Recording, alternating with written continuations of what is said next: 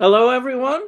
Welcome, as always, on our Wednesday live chat. And this is episode 57.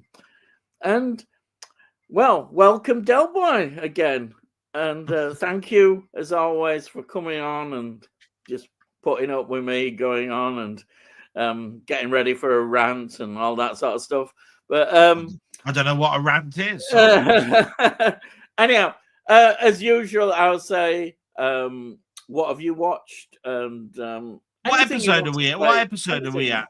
What episode are we at? 57. Jesus Christ. I know. It does age you, doesn't it? You get older. 57, all You bloopers. look at all All, this. all bloopers. That's all I can say. All full of mistakes that I've said. Jesus. You'd think I'd give up. Yeah, it's been, obviously I had a catastrophic week the week before this, the week after that. In my blog, I said was a better week. I would say it was. It's still difficult for me to watch films, but before then, I'll just show you what's arrived. That's different to the blog. Hang on, where is it? Where is it? Where is it? Where is it? Sorry, just bear with me. There it is. All right, so there we are. My room. So things that have turned up are. Yeah, the Captain America New World thing, the Marvel film that came out with the Red Hulk in it and that, which I'm looking forward to because even though it's Marvel and everybody says, oh, it's Marvel and you don't want to watch all of that and shit and Thunderbolts is better and all of that sort of stuff. It's one of those things where I'm a comic book collector. For me, I'll be looking at it from a slightly different perspective. Yeah. All of that sort of stuff. Yeah. Then an equally other bad title, which has got a terrible write-up and everything, but I've still bought it anyway. I don't care, and that's A Knight's Tale. Oh yeah. That had a terrible review, I think, when it first came out. I don't think it was spoken about in lavish terms. Do you know what I mean? Then finally, through the post, my Texas Chainsaw Massacre 2 turned up. Texas Chainsaw Massacre 2. Oh, right, yeah. And that's because I've got the big deluxe Texas Chainsaw Massacre, the one that comes in a huge square box, which is splits at the top. A lot of people bought that and they loved it, and I must admit, I thought it was great. And although Texas Chainsaw Massacre 2 isn't bad, it's not revered like the first one. But my highlight really is the Andromeda Strain. I mean, I love the Andromeda Strain. You got that in special edition. I like Robert Wise. I suppose I'm a little bit biased. You know what I mean? I do like to watch new films, and I do like to watch films that are old but I've never seen. But I do like my comfort zones. My comfort zones are films like Planet of the Apes, Andromeda Zone, all of these, the films that I've seen, Star Trek, the motion picture, stuff that I go back to and I just go, do you know what? I don't even have to think about it. I'm just going to relax, enjoy it, look at the visuals. I know exactly what's happening in the story, all of that sort of stuff, But the highlight of this week was watching Dirty Harry on 4K. I was so waiting for Dirty Harry to come out. It's been a long time coming, and I've ordered a lot of the Clint Eastwood films, the spaghetti westerns, which we're all waiting for. Some have got them because they've ordered them direct from Arrow. Some are waiting because they've ordered them through normal retailers. I hope the people that order them through the normal retailers do get their product. I know that the people that ordered it through Arrow are pretty much going to get their stuff. I've already had an email saying one of my purchases is cancelled, but I've managed to get another retailer to send me. Yeah. I don't want to go to the scalpers. The only reason for not going to Arrow for anybody that's interested in buying films is they take your money there and then, and you have to wait 3 months for it to come. And if you're not affluent in the money at the time, it's very, very difficult. You then have to go down the retailer route. And the retailer route is that horrible area where it could get cancelled at any time because you never know whether they're going to get the right amount of stock in or not. And then you're stuck in scalper hell, where you go to eBay and you buy things at extortionate prices. Yeah. So, the only thing that I can think of is from a personal collector's point of view, try and get it from the major source if you can. So if you want a Hammer film, get it from Hammer. If you want a Warner Brothers film in a deluxe collector's edition, do go to the Warner Brothers site. Do go to Arrow. Do go to Vinegar Syndrome. Whenever you can. And then you're not going to have that headache of, is it going to arrive? Is it not going to arrive? If you're not bothered, go down the retailer route. There is a lot of talk that says, oh, I'm never going to buy from Amazon again. I'm going to buy it from HMV. But then there's also a person that will turn around and say, I'm never going to buy from HMV again. I'm going to go to Amazon. Right? Yeah.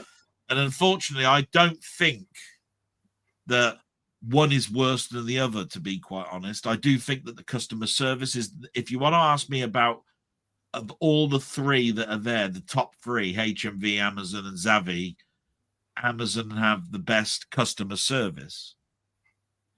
But that doesn't mean anything. Customer service only means you're in the shit and you have to phone them up because it hasn't worked. Yeah. You don't want good customer service. What you want is the person that can stock it for you. And I don't think Zavvi, HMV, or Amazon are any better than each other because I've had stuff from Zavvi cancelled, stuff from HMV cancelled, and stuff from Amazon cancelled. Yeah. And then there's the debacle. Yeah, but if you order it through Amazon, it'll arrive dented or scratched and all of this. There's all that I've business. had the same thing through HMV. I've had the same thing through Zavvi. They all put them in the packages. That, to be quite honest, is down to Royal Mail. As far as I'm concerned. Yeah. Because most of the stuff that I've had damaged has had the outside of the box damaged. Yeah. I will say that. I don't get too many where the box is perfect, but when I open it up, it's scratched and built and shit, and bent to hell, right? It's usually the outside packaging has just basically damaged it because it wasn't strong enough. It's probably a good thing to do a topic on. I don't know. But I mean, as far as I'm concerned, I've said what I've got to say about it, really, and that is buy direct from the source if you can. I think you won't be disappointed. I'm pretty sure that Denny would agree with me on that. He's ordered his through Arrow. He's had some bad, experiences ordering through HMV, through Amazon. I think he likes HMV more than Amazon.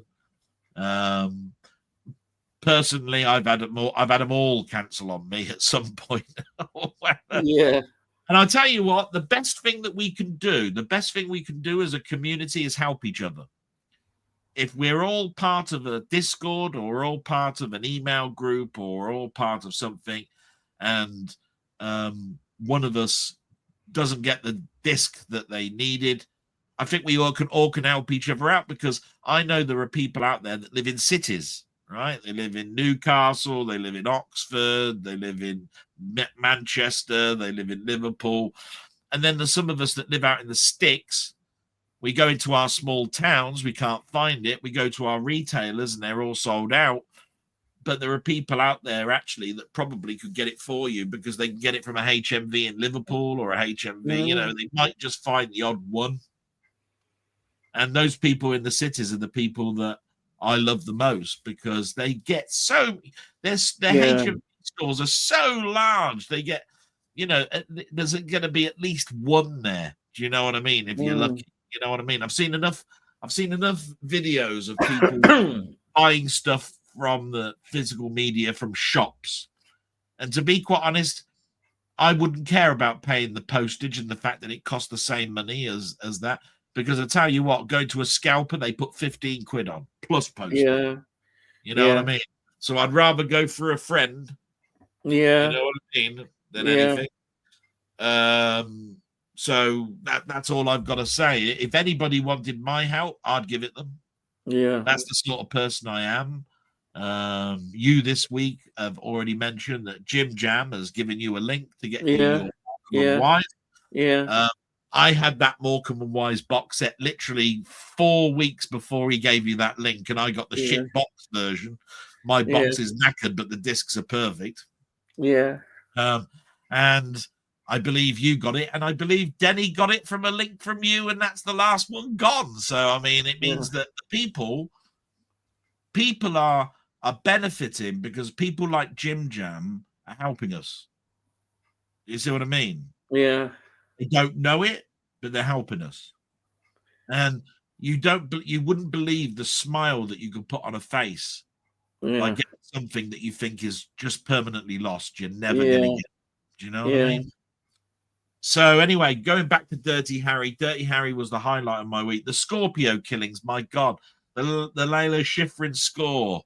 The newness of the fact that Dirty Harry was a character that we knew nothing about. That Scorpio character is just so menacing. His face, I mean, he had that sort of face that, to be quite honest, he looked evil. Do you know what I mean? There are certain people that have got lines in their faces or their makes them that looks like they're mental. They're going to turn at any moment. I mean, people look at my face and they go, "Ugly bastard," right? But they don't. But you know that they you know. Got a pork chop round his face and a bloody dog wouldn't lick him. You know what I mean? But there are people that have got those faces that I think if they just turn their head slightly and look at you with an angle, it's like, shit, you're evil. Don't give me an evil stare like that again, you bastard. Jesus Christ. You know what I mean? Yeah. The only thing I can tell you is on TV, I'm really loving the Rewind channel at the moment. The Rewind channel is a new channel that's on Freeview, and it shows episodes of things like Wurzel Gummidge Down Under, Dick Turpin. I've really been enjoying Dick Turpin, the Richard Carpenter 70s with Richard O'Sullivan as Dick Turpin and Swiftnick. I've been enjoying that. They show Fantastic Journey, or is it Fantastic Voyage? Fantastic Voyage, yeah, the one where they're on the island. Yeah. They show the monkeys. They show some comedies like A Fine Romance and all this sort of stuff. And the other one there's another one called EU Play or something. It shows all it does is show 3 episodes of Parkinson and then 4 episodes of Doctor Who. That's pretty good. And the 4 episodes of Doctor Who at the moment are the John Pertwee ones. What a treat. Yeah. What a treat. Yeah. So they're really good. They all show on the Rewind channel some of those fact shows like Arthur C. Clarke and all that sort of stuff. Yeah. They show game shows like that's my dog. I wouldn't watch that. That's horrible. That's a terrible. Sounds that's 2 families that have got 2 dogs and they do things like herd sheep and shit, you know. Oh, lovely. Then they have a celebrity. They had a celebrity on last week, and it was Colin Baker and his greyhound. Colin Baker. You know what I mean? Oh dear. And he was asking him stupid questions as well, like how do you get a greyhound into the TARDIS and all of this sort of stuff. Really bad jokes and stuff. But it's a fun watch, you know. It's terrible. Yeah. But you can't help but watch it because it's better than Countdown. Yeah. You know what I mean? On Channel 4. Yeah, still going, is that? My staple point in the morning was always watching Countdown. Then it was Cheers. Then it was I don't know. Frasier. No, Frasier was last. It was Wonder Tour Frasier. Oh, Everybody Loves Raymond. And then it was Frasier, right? Yeah. And they used to show those from 5:30 in the morning up until 9:30. And of course, I'm up at 6:30 in the morning. So basically, I put the telly on just in the background while I'm having a shower and getting my mum ready and all of that sort of stuff. So they're in the background. But I don't watch the Channel 4 stuff anymore. I watch that Rewind TV. It's great. Yeah. You know, that I'd rather listen to Dick Turpin in the background than, you know, all of that sort of stuff. So, yeah, I've been watching, The Last of Us. I've always mentioned that each week. I finished Daredevil a while back. Denny's given me a show that I need to watch. Oh, I finished the Star Wars Andor, is it called? Yeah, I finished that. That was the last one last week. But Denny's put me onto another one that he says is an absolute beauty. You need to watch this. So I'm going to start doing that. And the reason I'm doing that really is because as much as I love watching the film, sometimes it's easier for me to come on to a place like this and say, look, although I didn't have much time, I did watch this, and it's an hour long. It was an hour long show, like you do your reviews of X-Files. Yes, yeah. By the way, I've got a bone to pick with you. Bloody hard it is writing down what you do each week. Since you changed your format of X-Files by saying I'm not on season 4, episode 3 anymore, you give the bloody name of the bloody title. I have to keep going back saying, did I say it was number 3 last week, or did I say it was number 4 last week? Oh, sod it. You want me to put the season and episode number down? You used to. You put the bloody episode. I have to count how many bloody episodes we're in, don't I, now, each time? Well, I might put it back then if it helps you. Bollocks to you. That's all I've got to say. If you want a rant, there you are. There's a rant for you, you bastard. We need a good rant. We need changing rant. All that stuff. Now, I'll tell you what, the joy I had this week when you did your Frontios review. Oh, yeah, Frontios. Yeah. Frontios is one of those stories Doctor Who that I don't think gets talked about too much. Yeah. It is the start of the bleakest period of that character because, as you said yourself, next week is the Dalek story. Yeah. Following is the Planet of Fire. Yeah. After that, you've got the introduction, of I've forgotten her name now. Jesus. The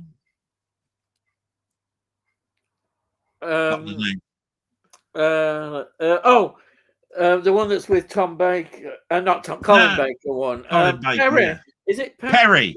That's it. Yeah, or as I call her, BB Perry. That's it. Right. You can work out what BB is. Yeah, it's true. Right. BB you can Perry. See, right? It's obvious you can see that one.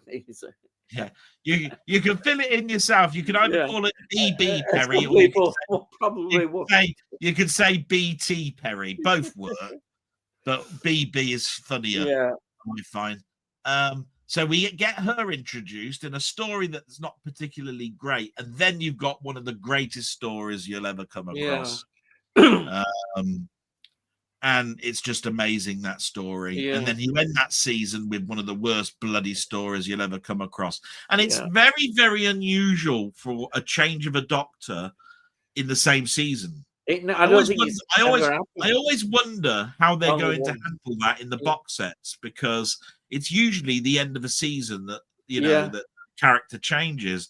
To have one change right before the end, it means he's still in season 21 or whatever it is, but it's not. But he didn't start on season 22. Yeah, that's the one to come out. The twin dilemma is a bloody awful story to start with. It's always been considered one of the worst, hasn't it? Twin dilemma. Yeah.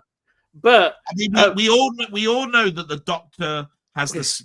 For some unknown reason, somebody had this brilliant idea and say, shall we have the Doctor a bit rattled when he changes his regeneration, right? Because you couldn't really say that happened in the other ones. I mean, I will argue the point that William Hartnell, when he fell on the floor, Patrick Troughton got up. He didn't know where he was and his memory wasn't there, but he didn't change that much. He wasn't like mental. He didn't say, right, I'm going to kill all my bloody companions and all of this sort of nonsense, right? And then the next time you've got John Pertwee, his brain was sort of like, all right, all he kept doing was saying, where's my shoes? Where's the TARDIS? running away. He got into a story and then he just wanted to leave the planet. And so really he was quite one of the most stable. And I think this rattle nonsense has come along since when John Pertwee turned into Tom Baker, because you had the Time Lord come along and say his brain will be a bit rattled, but I'll bring him back to life. And that was Planet of the Spiders. And then you had Tom Baker, and he was a bit weird. He kept changing his clothes. He was in clown's outfits. He was running. He was chopping bricks in half. All sorts of stuff. And ever since then, it's been doctors rattled, doctors rattled, doctors rattled, doctors rattled. And I kept wondering, really, you don't need to. You can actually stop that now. Yeah, you know what I mean. I can definitely understand. I don't know who I am. I don't know what my face looks like. I don't know what my character is yet. You don't have to have all this weirdness. You know? Because even in the new, when it came back in 2005, the regeneration from Eccleston to David Tennant. David Tennant's first episode, he was in bed and all this nonsense. He was hardly in it. He was hardly in it. But I can argue the fact that Peter Davison was in the Zen room and then into a he did have a bit of that. It wasn't the bed bit. It was the fact that when he got out of bed, the first thing he did was he had a sonic screwdriver to kill a bloody Christmas tree. And then he sort of was a bit weird, you know. You know, it's weird, you know, like I've got a fight in hand, and he started talking in an American accent. And I'm going, what's all that bollocks, right? I've never heard such nonsense in my life. And to be quite honest, I don't think David Tennant had a brilliant start, because after the Christmas Invasion, which was all right, don't get me wrong. You started off with New York, New York, and all this sort of stuff, and I thought that was pretty. A hospital at New York with cats running it and all this sort of stuff was a bit weird.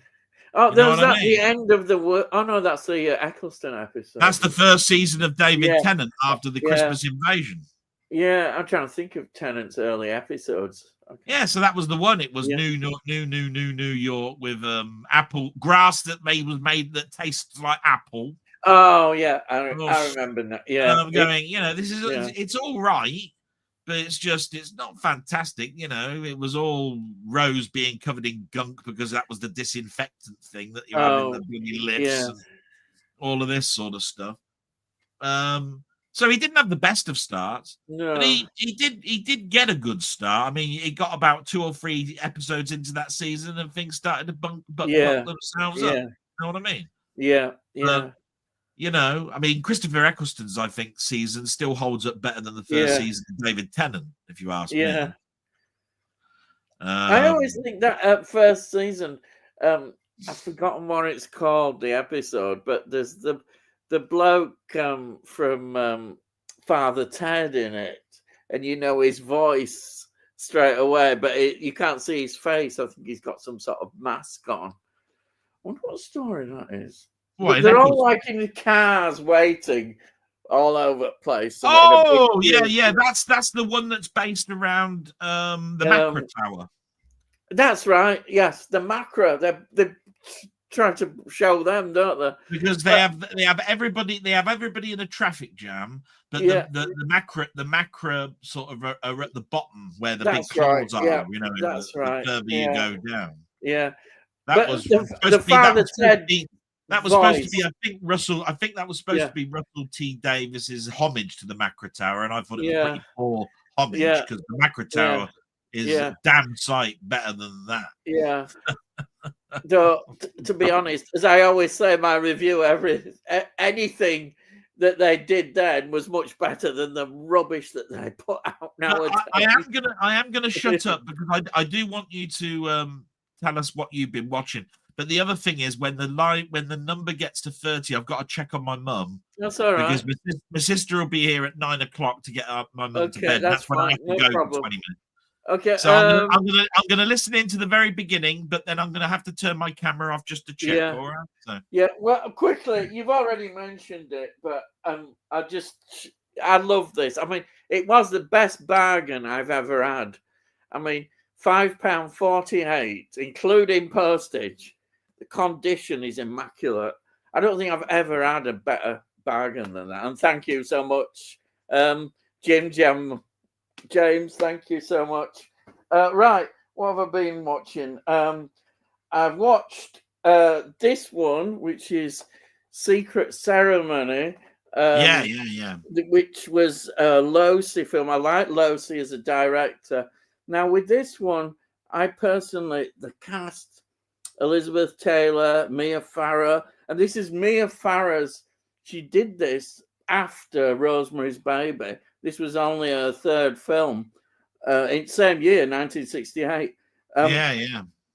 And Robert Mitchum is in it in a rather strange, looks like a money grabbing performance, which he tended to do. He seems to just pop up, do a bit of work, and then disappears in script. Basically, I think this is the kind of film where I was a bit disappointed, to be honest, in it. I think that I love the actors in it, and I could sit and watch Elizabeth Taylor and Mia Farrow interacting. So the strength of this is their performances. But as a story, I thought the story wasn't that good. I think it was a bit confused in its intent and narrative, and it got lost. It's not one of Losey's better films. It's no Servant. It's not like that, but it's good. It's decent. And then I watched this film. It's just called Black Robe. This is set in what I suppose you could call it Canada now, but then it was called New France. It's 17th century, so it's a different perspective again. We see the Indians there, the Native American races. It's good to see them in a different, because you get so used to seeing all these native 19th century. So to see them in 17th century is interesting because everything's a bit different. The way that they're looking at them, and it's beginning of colonialism. They set up their own communities, the French, but I think it's a really good. The Black Robe is referring to these missionaries, these Jesuits who were fanatics, as they were. They were fighting for the Catholic Church and imposing it on people. And it's a love story as well. This actress here is very good. She's really good in it, and this younger follower as well. He's involved in a relationship with her. The dialogue as well is excellent. We see apparently this original dialogue language from these native, Indians. Absolutely fantastic film. I also loved it because you don't often see much on this era, 17th century. Because it's fairly new. It's all quite new, a lot of it. The settling down, the colonists and that, But it's a really powerful film. I loved it. Then I got this film, and this is partly, I think, there was a video came out from Muckman Movies, Jamie, and he was looking at Asian films, and I heard a lot of people talk about this one, and so I ended up getting it. It's a zombie film, Japanese one. I've only received this today in the post, so I'm really looking forward to watching this. I think I'm going to enjoy this one. It's a Korean film, I think this one is, but Jamie did a thing, I think it was all on Asian cinema. It's very good video. It was. I really enjoyed it. So I got that. I saw that one. And from the Jamie's video, then I got this film, which to me, if I was to pick a film that I enjoyed the most, that if I had to just pick one that I've watched, it'd be this one. It's The Last Samurai, Tom Cruise film. This film just, I just found it amazing. Absolutely amazing film. Tom Cruise, I think it's perhaps the best performance I've seen from him. I was just totally convinced by this performance. It was absolutely wonderful. The film it feels kind of epic, and his journey in the film as well as a soldier and becoming this the samurai is amazing journey, because it's not just in terms of the war. He's almost like a mercenary in a way, but he's a soldier and just does everything. And but it's in realization that a samurai is much more about that. It's about the spiritual side, and them getting in touch with the spiritual side, and we get all these sort of customs. It's absolutely fascinating. Absolutely loved it. And I'm not always a big Tom Cruise fan, but seeing him do this makes me think that I have got to like him a lot more over years. I didn't used to like him as much, but now I do like him. He's done a lot of good performances that I've liked, particularly Eyes Wide Shut, which I absolutely think is great. Rain Man, some great films there.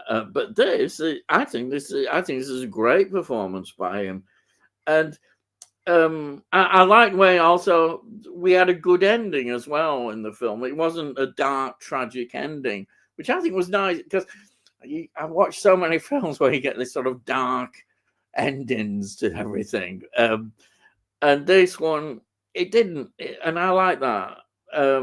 I think it was really good. His relationship was an amazing performance.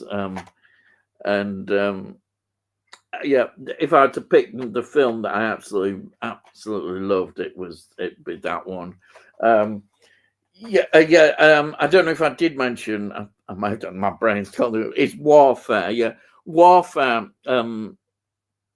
Delboy sent me as a download, and it's a new film this year, 2025, and it's been talked a lot about, a lot of praise for it.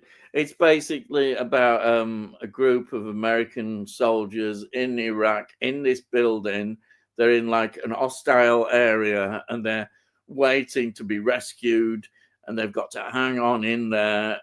It's all going on.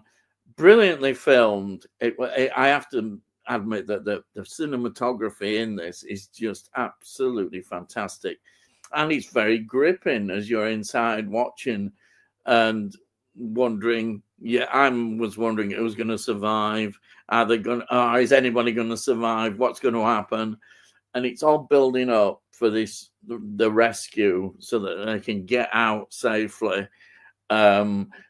And what can I say? I think it was very well performed. It was just amazing what they did, I think, and kept the atmosphere. That's why everybody, I think, who's talked about this film has really praised it. Warfare, absolutely fantastic. But I always put a but there, don't I? I appreciated how good it is, the cinematography, the tension, everything about it. It's not something that I would go back to for quite a while, and I don't think I would necessarily have it in my collection. I might change on that. I don't know, because it is a very good film, but I don't think I'd want to watch it again for a while. I can see that some people will really, really want to visit it again, because it is. I've got to admit, it is a brilliant piece of filmmaking. It really is. I mean, see such a film where you really are on the edge of your seat, and I'm trying to work out who is going to survive, or will anybody survive. And the situation is so critical that they're in, and these characters, you start to get to know them a bit, as they're going on, and it's just fascinating. And so I can see why it's had so much praise. And I think when we put down films a year, didn't Jamie say that if you liked Black Hawk Down, you'd like Warfare? Yeah. I think people are going to say I think it'll be in the list of top films of this year. But Tony wants to know what conflict it is. It's Iraq. They're in Iraq. The war in Iraq. And they're all, they're, say, in the building, and they're waiting to be rescued. And there's all these people outside. We see the one thing that did strike me, which it shows you how out of touch with war films I am, is the technology, the use of technology in the film. So they can see on the satellites where the people are, where the troops around them, and they're signaling back to them. And probably heat. Yeah. So that is quite interesting, seeing the technology. But don't forget, this was, this is going back when it, in 2000, I don't know, I think it must be early 2000s, when this conflict was going on. Maybe I thought it was the late 90s to about late 90s. Yeah, I think that. So it's interesting how technology was moving on. Well, I mean, Black Hawk Down came out in 2001. Yeah, and I'm on about the actual sort of period that it's set in. Yes, but what I'm trying to say is, I think that Ridley Scott did that quite quick. Yes, around the same. Yeah. I think it's I think it was 1995 to 2000. Yeah. If I remember rightly. But I'd have to think myself, to be quite honest. I mean, if warfare is interesting now, it's moved up even from this, hasn't it? Because drones are used now for attacking. Now it's drones, drones. So again, it's interesting how warfare has moved on from that. But anyhow, I think that's it, really. I say my favorite film was The Last Samurai. It's outstanding. That's a brilliant film. I absolutely adored it. Tom Cruise, isn't it? Tom Cruise. And I've got Jamie to thank. Did you see his 25 Asian films he did on his video? And that was in. I have some, but not that many. And that one's he mentioned about The Last Samurai, and I thought, oh crikey, yeah, I've got that. He didn't do that this week and last week, did he? Yeah, he did. This one I saw this week. Yeah. Well, I'm a bit behind this week because it's Wednesday. I've got to get caught up Monday and Tuesday as well. Yeah, it's very good. I lose a lot of time on Monday and Tuesday because it's the beginning of the week, and my mother and my sister has a little bit of a problem being here, which is why Wednesday is in such a rush. Yeah. It gets a bit better towards the end of the week because we get into a routine. But it's me at work and having so many meetings means that I'm all over the shop. So I'd recommend it if you do get a chance to watch that video, watch it, because it gives you an idea. I watch all McMahon movies. I'm just saying when I got to my blog, that week before there was nothing from him because I checked and I went, there's nothing to report from him this week. But I thought it was good because I don't know a great deal about Asian cinema and what films, and it gave a very good lot of lists, of films that look interesting. And from that, I thought, that one. I haven't seen the Seven Samurais. I know you've got that, haven't you?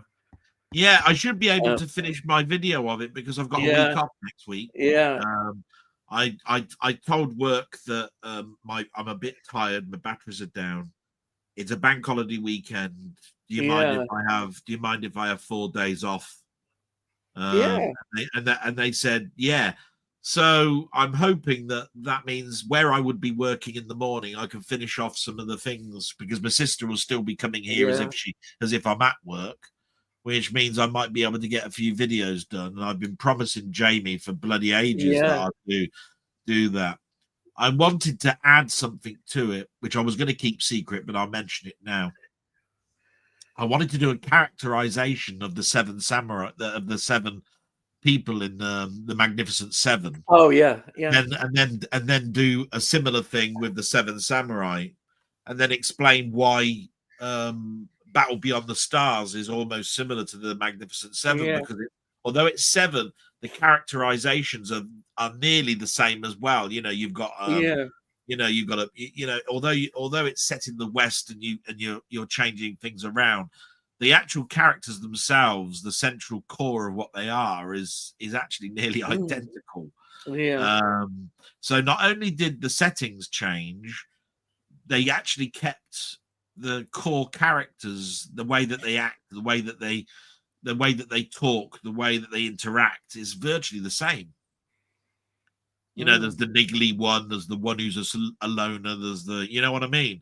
If you yeah, look at the Seven yeah, Samurai, it's almost, oh bloody hell! So they actually, not only is it seven, the numbers are the same, the seven. The actual characterizations are a little bit the same. Not totally, but yeah, they're there. yeah, And I wanted to do I wanted to say that like the character that plays, I don't know what's his name, Robert Vaughn. He's this yeah, character. He's this character in the Japanese Seven Samurai, and yeah, so forth and so forth. Do you know what I yeah, mean? Because I think that the reason it works so well is because they know that they're onto a good thing, what the film is, but they want to make their own stance on it, but they don't detract too much. They keep the core. Do you see what I mean? And the core is the characters. Seven Samurai works to me very, very, very well because it's the characters. Believe it or not, the story is a bit flimsy and basic. It's actually the characters that engross you to watch more, to see how it pans out, and how each character is. Once you know who's going to live and who's not going to live, it's that's more about in the story. It's the characters, and I think that's why it works. I don't know. Many people might say you're talking bullshit. It's the story. I always think that a 3-hour film only works if you love the characters and you feel something for the characters, or you latch onto one character and you watch the whole film to the end because you want to know whether your favorite character works. yeah, Because yeah, at the end, do you know what I mean? It's a little bit like yeah, that with me. And I watched the Seven Samurai late, as you know. I even only bought it on the recommendation, really, of Muckman. So it was a great pleasure to watch it. And it did. I knew it was a good film, but I didn't know it was that good a film. Do you know yeah, what I mean? That's what I'm trying to get at. yeah. So, It's a film that people have talked about and quite a oh, bit. they've Yeah, dissected it yeah, and they've analyzed it and all of this sort of yeah, stuff. And that means I can't add anything new. But what I can do is give a yeah, personal rendition of what I think works.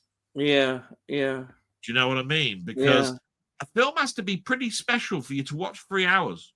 yeah, You know what yeah. I mean? I mean, it's a good feat to actually keep you Mm, engrossed. You know what I mean?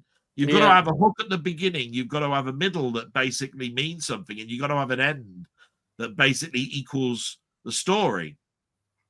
Otherwise, what's the point? Otherwise, people are just going to turn around. I really liked it until the end. It was shit yeah. or whatever. Do you see what I mean? Hmm. So and I think Seven Samurai is one of those ones that, yeah, it basically fills it basically does what it says on the tin. Yeah. You know what I mean? You get what you pay for with Yeah. that one. And you got a bargain back then. Yeah. Jesus. I wish we could go back and have and pay those sort of money to go and see it. I think for me, why I enjoyed this film as well was actually to see Tom Cruise in a role that I really liked him in. Previously, I've always, with Tom Cruise, I was never sure, but then when I saw him in Rain Man and Eyes Wide Shut, I thought, oh yeah, he's actually is a good actor, and this just reaffirms it. This film, because you know, he is a good actor, but I always had that image, I think, of his early Tom Cruise, and it just sort of stuck with me. I shouldn't really judge him on that, but I did. But now I really think he is a good actor, and that's why he's still going, and he can still do it. I know he's got the Mission Impossible films that he's very much in, isn't he? Still doing all those. And he'll probably carry on until he drops dead. I think nearly with that. Yeah, one of the stunts go wrong, and then he'll be Ironside for the rest of his life. But it's interesting how certain actors you may not be as keen on them, and then you can get to warm to them, and as you see them develop the careers, you think, oh yeah, actually, I do like them now, you know, which is good. You know, I enjoyed that. So I think we better go on with comments now. Yeah, let's go to comments. And just remember, I will have to go for a good 20 minutes when my sister arrives. She hasn't pressed the button yet, so so we've got Cy saying, "Evening, gang. Hope Mrs. Dell is doing well." Oh, it's not showing up. It's not showing up. You haven't clicked on it. Oh, sorry, it hasn't clicked up there. Yeah. So there you are. That's for you. Yeah. Thank you so much, Cy. You miserable bastard. Right. And then we've got Denny saying, "Good evening, gents. Time off work, so I can join in." Well, it's good to see you here. Thank you, Denny. Where were you the other weeks, you bastard? Sod off. Next. He's always polite, isn't he? Tony, evening, Ian and Dell and chat. Hope your mum's okay, Dell. I'm surprised he's here. I should think you're packing more DVDs to put in the post, don't you? Here we go. Jesus Christ. Oh, there's my rant over. I've got to out my sister now, so I'll see you in a bit. Okay, right. Is that his rant? Yeah. Right. Right, let's have a look. And then we've got Jim Jam Movies and TV. Good evening, guys. Hello, welcome, Jim Jam. We're in for a good evening. I hope so. Yeah, thank you, say, for joining us. And then, have you started the Morecambe and Wise set yet, mate? No, I haven't started yet, but I will do. I think I'll be probably dipping in at the weekend, watching a few episodes here and there. It's going to be good to just dip in and out, but I can't wait to actually get in there. I think I'll definitely have a good go. I think it's going to be all nostalgic, and I think the interesting thing will be to see all the guests. You know, who's going to be a guest star, and you know, it's just going to bring back so many memories, because that was the thing. The guest stars they got on were just absolutely fantastic. They were able to attract a lot of good people, a lot of people that were very popular. So to see them will be absolutely fascinating. I can't wait. So next we've got Denny, and he said he's been watching Mobland on Paramount Plus and on Disney. Both for me are fantastic. Andor is not Disney, but glad they put it out, even though it's cancelled. What, they've cancelled Andor? Oh, Andor. Um, I don't think I've seen it. I know it's highly recommended, isn't it? I don't have Disney Plus. And now, yeah, I'm just gonna have a rant. Andor is the sort of thing I would probably buy, but Disney, in their infinite wisdom, have released it on a steelbook. I'm not paying what, 50 quid or so for a blooming steelbook. What do you think we are?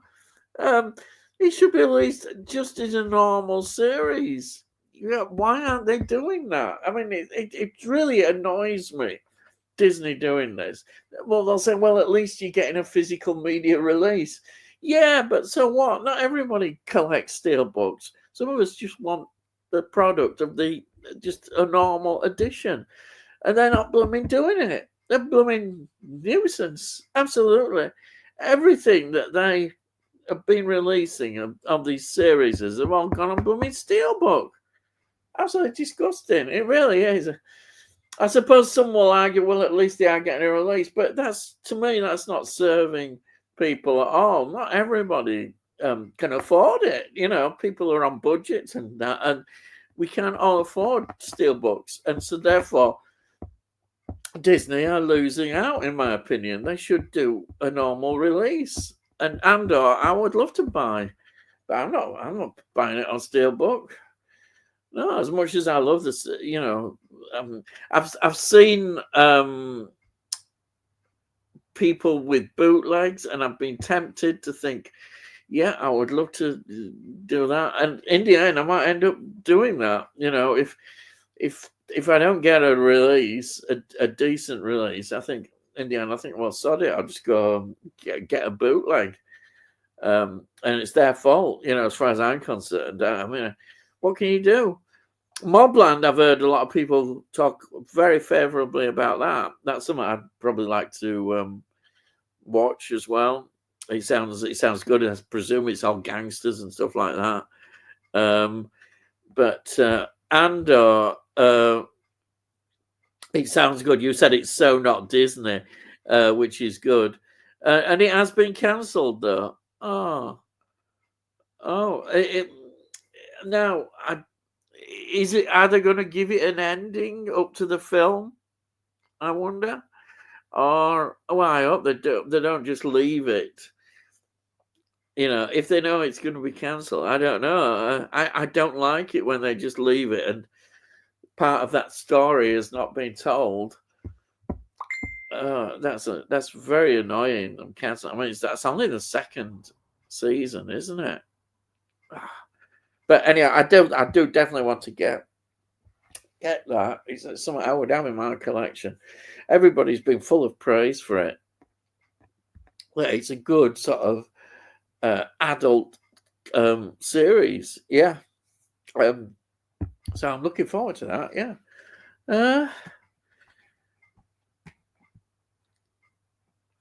And then Jim Jam says, for some reason, seems like Wednesday is the new Friday for big releases at the cinema. Oh, right. Have they changed their days now? Have you been to see any recently? I think one of your videos, the last one I saw, was when you went to see that. What's his name? Danny Dyer one. That's it. I remember you going to see that a Danny Dyer one. But they've changed it, have they? And then he says, Iden, you're okay, me. And then got the on Andromeda strain too, Del. It's a great package. Oh, right. Well, that's good. Now, I'm glad you've got something that's good, you know, not rubbish, which they do put out on some of these editions. That's good. Andor didn't get cancelled. It was a 2-season special prequel to Rogue One. Yeah, I knew it was a prequel. Well, I'm glad it hasn't been cancelled. That they can continue. Then that's great. That is absolutely great news. Fantastic. Yeah. So I'm just looking forward to getting being able to watch it, but not on a blooming steelbook. Yeah. Because I mean, I always feel we should support physical media when it's released, and getting pirate copies is not necessarily a good thing. And I'd rather have the physical release. But when they're not giving you the choice and just sticking out a steelbook, I'd be interested to see. I mean, they may say, "Oh well, they will stick one out later," but will they? I don't know. I would like to think they would, but do we really trust Disney with what they're like?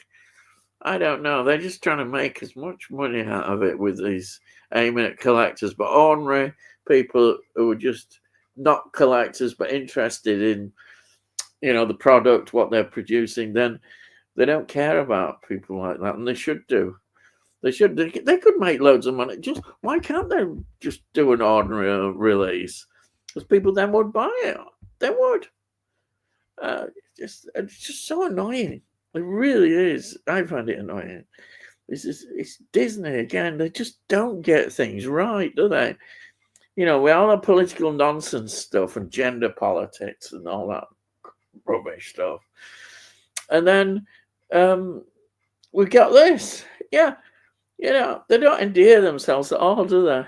And I don't know how much Disney Plus costs, but I bet it's not cheap. I would imagine. I'm not subscribed to them at all. Mobland is brilliant. Been watching each week. Fantastic cast. Yeah, I'm looking forward to trying to see that at some time. It does sound good. And then we've got Danny going, "Whoa, Jim lad." I'm probably that's not a Birmingham accent. It's more like an attempt at a Birmingham accent, bro. Yeah. Orit, I thought it was scheduled for 6 seasons. My mistake. Cheers, Sai, says Danny. And then Sai says, "I'm waiting for the final episode of Mobland to air so I can binge the whole series." It sounds really good. That'd be great when you can actually do the whole series. Yeah, I know what you mean. Just, you can't beat a good binge, can you? Yeah, but you can't. But it sounds good. I think with all positive stuff coming out about that, then it sounds good. Been watching a network release today from ITC called Sword of Freedom from 50s. Actually, pretty decent. Is that a sort of swashbuckling kind of film, Sword of Freedom? From 50s? Is it a British film? One of those sort of British films? It sounds interesting. Tony York says, "Watch the Andromeda Strain this week. I think I saw it partway through years ago. To be honest, it was okay for me, but not one I'd rush to see again. Just an oldish standard Blu-ray, not special edition." All right. Yeah. I don't know. I've never seen it, so I'd be interested to see it. Yeah, I'll definitely be interested in seeing it. Jim Young, Danny, glad you got that Morecambe Wise set. So many hours of comedy gold. It certainly is there. Lots of comedy. Hi, Tony, you good, mate? And we got Sai saying, The Andromeda Strain is a scary movie. The type of thing can happen anytime. Oh, right. It sounds pretty good to me then, what you're saying. I presume it's like a pandemic kind of situation. It sounds pretty good then. Yeah, very real. um, got that, Jim, still wrapped. Cheers to you and Ian. Yeah, it's brilliant. I'm glad you got it then. Absolutely fantastic that you got it at that bargain price. You just can't argue. I mean, I was so impressed with one that I got. I mean, it looked absolutely brand new. It wasn't wrapped up, but it just felt new and looked new, and the discs immaculate. Yeah, I mean that for me is probably the best bargain I've ever had. Actually, I think, especially as I said when it included postage. Yeah, I haven't been lucky enough like Jim Jam picking up some of these charity shop finds that have been absolutely brilliant. But that's fantastic. Right, and we've got here Tony saying, I have the Sword of Freedom, James. Watch some episodes. Oh, it's a series a long time ago. They're usually good little series, only about 25 minutes each. That'd be great to dip into. Brilliant. And then, okay, thanks, James, Tony says. And then Jim Jam, oh, absolutely. Also been watching Strangers, great show from 1978 to 1982. Is that one of the network titles? I presume it is. Is it a comedy or what kind of series is it? I think I do remember you showing it. Actually, I'm sure you did show it. Brain has gone to sleep. I told you at the beginning, but I can't remember things. Yeah. Let's have a look. All physical media companies seem lackluster of late, to be honest. That's interesting.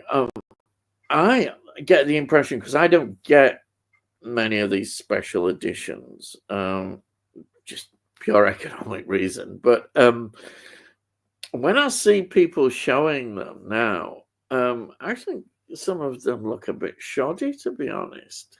They put these expensive things together in a bit of extra cardboard. Stick a few. Sometimes you can even get stickers, little stickers or something, just thrown in, and maybe a few postcards, stills from the film. Or wouldn't it be nice? You see, I always think, wouldn't it be nice? When they do the stills of the photographs, would it be nice if they actually included lobby cards, the proper lobby cards, where you've got the film and the cast on there and the still from the film? I like those, but they don't, do they? They don't do, I see what you mean. To me, it's shoddy, some of it. It just looks, they're charging excessive prices for things that don't feel that you deserve better, you collectors who actually buy these special editions. You do deserve better, because you're paying out a lot of money. And if they're putting that in sort of a shoddy way, then it's wrong. They're taking advantage of you. They're thinking, oh, well, it'll sell because people collect all this. That's it. We'll just stick it. It's bound to sell whatever we put out. So they can put crap in and take advantage.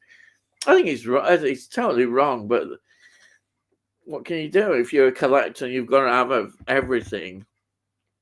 But surely it'll come a time where if they carried on doing that, people will think, well, actually, I'm not going to pay that money for some crap, like that. Or they know another edition's going to come out. Or, you think, well, I'll wait for a better edition to come out. That can happen as well. So I think that it's important. You see, there's all this big debate about physical media and what have you, and it seems that, you know, though you do get a lot of wonderful editions through all the boutique labels, some fantastic editions, and it's still very healthy in that sense. But if they carry on doing this, taking advantage of the collectors, it could well backfire in the end. It could well backfire. And we can't have that really, because it could mean, you know, there's not going to be as much physical media released. So it's a bit of a quandary. It's like they're saying we're not going to release the standard editions anymore. We'll just aim right at the collector's market. And for me, for that to happen it'd be terrible. It'd be the actual wrong. I mean, you know, with all due respect to streaming and that, it's just not the same. You've got to have the physical media copy, you know. I mean, streaming just don't bother, do they? They don't bother. You never get any special of the special features on there. You don't even always get the extended cuts. You don't get all that stuff. And of course, once it disappears, it disappears. You know, I know we say this probably every week. We say it about why physical media is so good that you've got it and you can watch it anytime you want. But I do worry that if the market really starts to contract and it becomes more and more aimed at specialist collectors, you know, people like me are not going to be buying new releases because we're not going to be able to. They'll say, like Disney are doing, oh, we won't bother. You know, if I want a particular film in Blu-ray, which I'm quite happy to have on some films because I don't think there's sometimes much difference with the 4K, then we're not going to be allowed to have it because we've got to buy a blooming steelbook. I know I'm going around. Yes, I know Delboy's a big steelbook collector, but I just feel it's unfair on people. It really is. And Disney doing that is just absolutely ridiculous and shows you their sort of mindset. And if this starts happening with other companies, you know, I think it's totally wrong. And, you know, in the end, we're not going to have anything like that, you know, all these new releases. We'll have to just go for old DVD. I'd rather have the old DVDs. Yeah, DVDs. For me, DVDs still have a big place. I love DVDs. I think sometimes, you know, obviously it's good to have an upgrade, but I've got DVDs that I put on and I think fantastic. Look at the quality on that, and the quality because they're upscale. It's just as well near Blu-ray quality, you know. So, you know, if I'm happy with the film and happy, then that's what I'm happy with. Sometimes you just want to see the film. So it's getting that balance, but I feel people like me may get squeezed out in the end because we won't get the releases. The money, as they'll see it, is from the collector's market, which will be an absolute shame, an absolute scandal, I think. Yeah, it's a good job. I like a lot of old films, isn't it? Really? Yeah.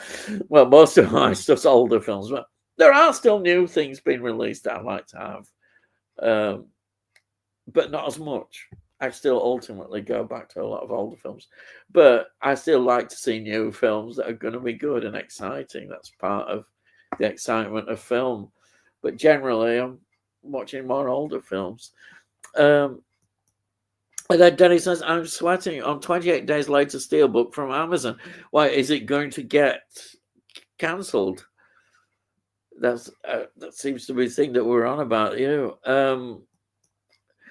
There's a few similar series, James. Scarlet Pimpernel, Francis Drake, William Tell, etc. All on network. Yes, yeah.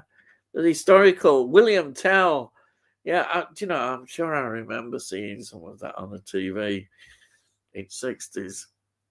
I'm sure I did. You know, there were. I remember obviously the Richard Green, Robin Hood ones. I'm sure William Tell may have been as well shown. Yeah. Oh, great memories that. I know the Robin Hood ones used to love that. To be honest, I'm not a fan of the HMV shop. It's all about the vault in Birmingham. Oh, is the vault another name for the HMV outlets? I presume. I think it is. People have been mentioning that the vault before. It's just another name for the HMV. I don't know. Cheers, Tony. We'll look for them. It costs nothing to help someone, mate. That's true. It's absolutely brilliant. This is what's good in the community to helping people, and fantastic. And it's great. I absolutely think it's brilliant. Absolutely, mate, says Denny. Jim Jones says, I'm after Dick Turpin. Oh, with Richard L. Sullivan. Been watching on a morning on Rewind TV. I presume that's a network title, is it? Dick Turpin. Yeah, I do vaguely remember it. I can't say. I don't know. I don't know whether I watched it. I just remember it being out. I presume this is his latest series, as after Man About the House and Robin's Nest. I presume it's after Robin's Nest, isn't it? I must admit, I probably, when it was, I wasn't at the age when I was been watching TV. I'd be out drinking and watching live groups or pretending to study at university. So if it's that era, that's what I was doing. Or I don't know what I was doing in the 90s. Married life, bringing up a child. Yeah, that's it. Yeah. Tony says, must get around to the Dirty Harry series. I had them in Blu-ray box set for ages. Yeah, the series is well worth watching. I know this might, I don't think it's controversial, but I really do love Magnum Force. As much as I love Dirty Harry a lot, I think Magnum Force is just, if people were to say what was one of the best sequels, Magnum Forces. I just love Magnum Force. I like the idea with the cops, those cops, vigilante cops, because David Soul's in there. But there's something about that it reverses the first film in many ways, the philosophy of the first film, because the cops want him to join their vigilantism. They think that he's the perfect person to be part of it because the way he seems to be. But I like the way he turns around and says that, he won't join them because they've got laws and that's all they've got. And they have to, do that because where do you go? What happens after this? Who do you start choosing to get rid of next? And it goes on and it's brilliant. I just loved the way it was like saying, the first film certainly had its point, but it was talking about the law and how far vigilantism should go. Do we end up like Death Wish? It's interesting, all this philosophy, and as a policeman, fascinating, especially faced with all the corruption and that. So it's so iconic, isn't it? Dirty Harry, but I've really got a soft spot for Magnum Force. I think it's absolutely fantastic film. I love it. Rewind channel is fantastic. Yeah, Delboy has been singing its praises a hell of a lot, so it does sound good. And I say they show Arthur C. Clarke on Rewind. Oh yeah, they're real treasures, aren't they, Arthur C. Clarke? Wish they'd show Otherworld. Been after that for years. What's Otherworld? What sort of series is that? I don't know that one.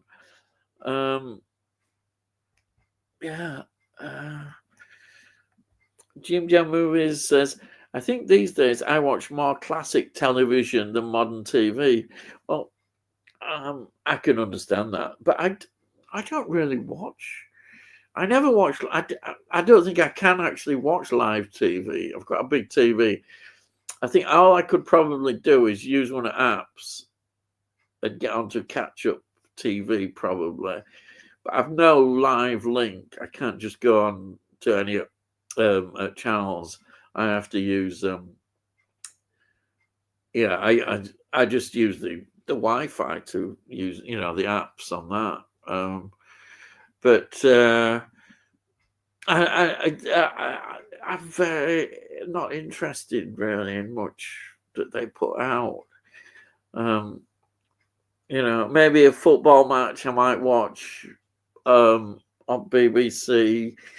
That would be about it, really. I don't think there's anything live. Oh, and I like Bag and Antano, and I'll watch some of them on iPlayer or something like that. But I don't think there is any live TV I watch apart from football. I think it would be, yeah. And even then, I say that, but I didn't watch the FA Cup final. I used to be a tradition. Do you remember that tradition of watching the FA Cup final, Delboy? Saturday it was on at 3:00. The old town centres were absolutely clear. Everybody was in watching the FA Cup final.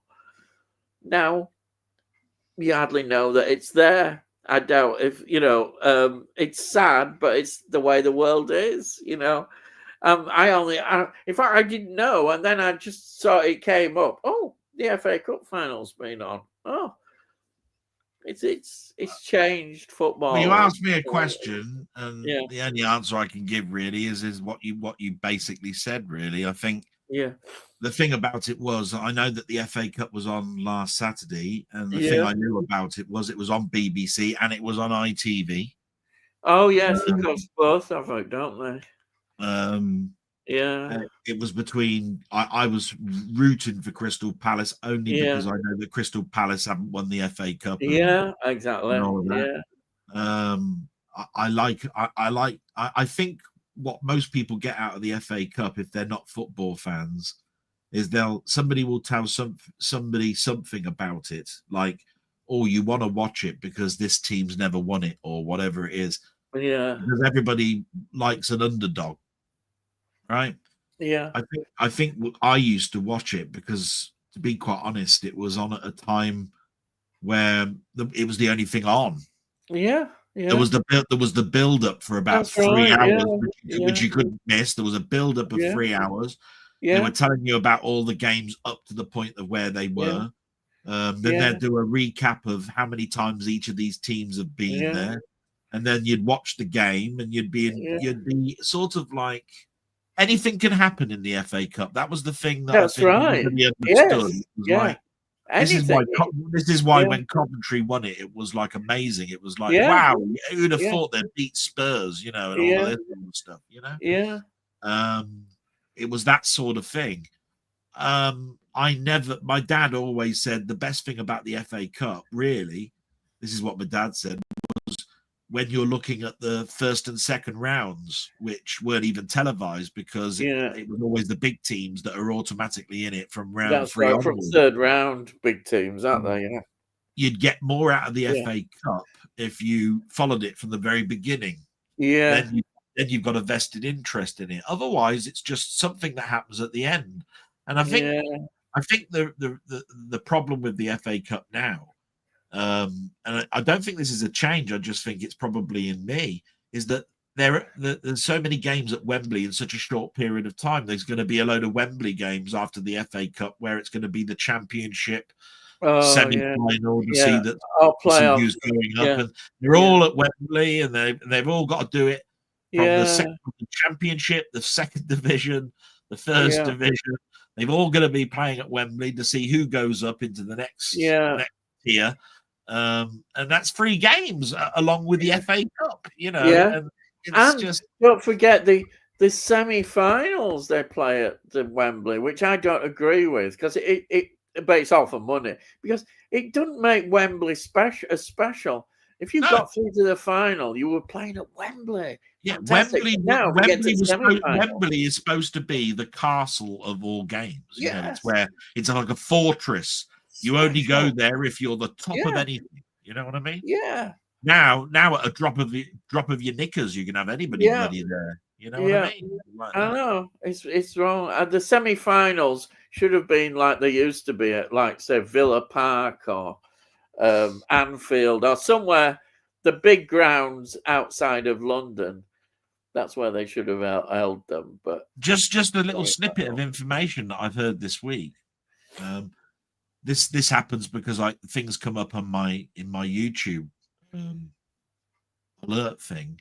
I think these days I watch more classic television than I watch modern TV. Yeah. There's a person called Andy Martin or A Martin. He does all of these reviews of television from the past. You know how ATV lasted for 30 years and then turned to Central and all of this sort of stuff. And he shows all the logos through the years and all of this sort of stuff. Apparently, Freeview gets switched off in a couple of years. There is no Freeview. In fact, the aerials will not work anymore. Oh, and it's called Freely.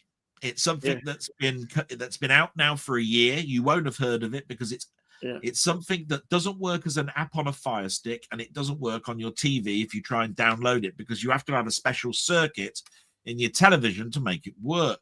Right? It is basically TV over IP. What that is TV over Wi-Fi. Yeah, right? Which is what I've got. And the BBC are now getting involved because they're going to come out with a Fire Stick. The BBC are going to come out with a Fire Stick, and it will have their iPlayer on it, and it will have Freely on it, which means that you'll be able to watch the Freeview stuff with IP. Now, I looked at it and I went, will that work or not? Because I tell you what, there's only so many USB slots you've got in the back of your telly. And I tell you what, if you've got your Fire Stick in there and you've got this new stick in there and you've got all the, basically, people buy televisions when they're broken. Yeah. So if Freeview takes a year for it to take off, and you've only just bought your TV and it doesn't have the circuit that makes Freeview, the only option you've got is a USB stick that sticks out the back. Right. So it's going to take 5 years for Freeview to grab a hold of anything. The next thing is, what if you're a pensioner living in your house and you don't have the internet? Yeah. The aerial. Yeah. Even though it was switched off as an analog signal, still picked up a digital signal. Yeah. So just think about it. Is there going to be a mass clear up of everybody taking their aerials off their chimney stacks now? I'll tell you now, there is no point now having a satellite dish on the side of your wall, and there's no reason for you having an aerial up in there because everything is now done over the internet. Yes. Yeah. Yeah. And the whole skyline is still full of aerials. I can drive down my street and there's still an aerial on every bloody chimney stack going along. Right. And everything is going into IP land. Yeah. Right? And I just worry a little bit. There's a lot of pensioners out there that are technical savvy, but they're not that technical savvy, all of them. No. That is why I worry about our pensioners that have to get their pension, where they have to remember a PIN number, and they're getting to the point where they can't remember their PIN number and they don't know their card, and then they can't get their money out. And there's loads. And yet the government insists you've got to be able to remember your PIN number. There's nothing that we can do about it. It's not, it's as simple as that. And that's why the post office pulled out. Your money now goes into your bank account direct, pensions, and all that you do at a post office is use them like a cash point machine. You put your card in and they give you the money over the counter. Yeah, but that's just the same as you go into a hole in the wall. Yeah. Right? And then with all the post offices closing down, because it's all part of Royal Mail. Yeah, you and think Smith. How's that going to work in villages? I mean, how many pensioners at 84 can get on a bus, go into their local town, find a hole in the wall, remember their PIN number, and then drive all the way back with the bus? It's getting ridiculous. Yeah, and the cost, as you say, the cost of actually them getting on a bus to go to Yeah. other things. It's costing you money to get your money out. But to go back to Jim Jams, I think these days I watch more classic television than modern TV. I'll turn that around its head about films, and I'll talk a little bit about Dirty Harry. The reason I looked forward to Dirty Harry so much is it was one of those films that I watched, I think, in 1981. I was about 12, 13, right? And I remember my dad saying, "You can watch this film, it's all right." And I went, "Thanks, Dad." And I felt like I was privileged to watch it, right? And I was engrossed by the music. And it started off with the Scorpio killings, you know, the sniper on the roof shooting down at a woman swimming in a swimming pool. I'm sure everybody knows the opening scene. You see San Francisco, and San Francisco is much a character in this film as Dirty Harry is Scorpio, and so's the mayor. But the one thing that I thought about it is it's amazing what's going on in this world. And this is me as a 13-year-old. It's amazing what's going on in this world. I can watch this film and know that it's real, but it's never going to happen here. And it was a foolish thing to think of. Yes. But it's not a foolish thing to think of when you were 12 or 13. Because if you think about it, even now, we don't have guns. It's all knife crimes and stuff. Right? Yeah. Yeah. And I was watching this film, and all I could see was all the police officers had guns, the criminals had guns, there was guns going off while he was having a hot dog. And I just kept thinking to myself, isn't it great that that'll never happen over here? So I was engrossed and I felt comfortable because there was never going to be a Dirty Harry type person in Britain. You know what I mean? Yeah. I looked at it like it was a work of fiction. But as I grew older, I realized this actually does go on. Yes. And then, because of the realization it does go on, the more realistic the film was. But I watched it at such an early age that it like a good wine, it only got better. Yeah. To know that in the 70s, there were people like this guy going around. To me, it was a story. It was like watching a James Bond film. Even I knew that. Even I know there were watches that can set off bloody bombs and all that sort of stuff, and have grenades in your bloody heels of your shoes and all of this sort of stuff. I know that wasn't sort of like going on. Dirty Harry was a realistic cop thing, but from my point of view, this is only going on in America. It's not going on anywhere in the rest of the world, because in America, you're allowed to have guns. That's how I looked at it. Right? And that's a timid thing for me to say. It's a stupid thing for me to say. But back in the day when I was watching Dirty Harry for the first time, I did not feel unsafe watching it. Because I knew that when I went to school the next day and I walked down the street, there wasn't anybody going to be stupid enough to finally put out a gun and fire at me. Yet here we are, 2025, and people are shooting people in schools. That's right. And all sorts of stuff. It's almost like it didn't take long, did it? No. To go from 1971 to 2025. Yeah. And the same things that are going on in America are happening. And this is where I would say, if you're watching a film like Dirty Harry now, and you were watching it in 2025, but it was a new film, you know, a film with, say, Stratham in it, right? Yeah. I would be concerned of an 11 or 12-year-old watching that film, because it could happen. Yeah. Back in the 1971 when that came out, and even when I was watching it in 1981, I felt safe. Yeah. Can't feel safe like that anymore. No. No. And that's my analogy of Dirty Harry, because that's my memories of it. The story was great. The characters were great. San Francisco was a place that looked absolutely so different, because I lived in a town, and you look over the San Francisco Bay and you see right at the very beginning, it's made categorically right at the very beginning. You've got Dirty Harry going over the skyscrapers, and he's looking out, and you can see Alcatraz in the distance and all of this stuff. It's purposely done that way to show you, you know, how good it is, you know.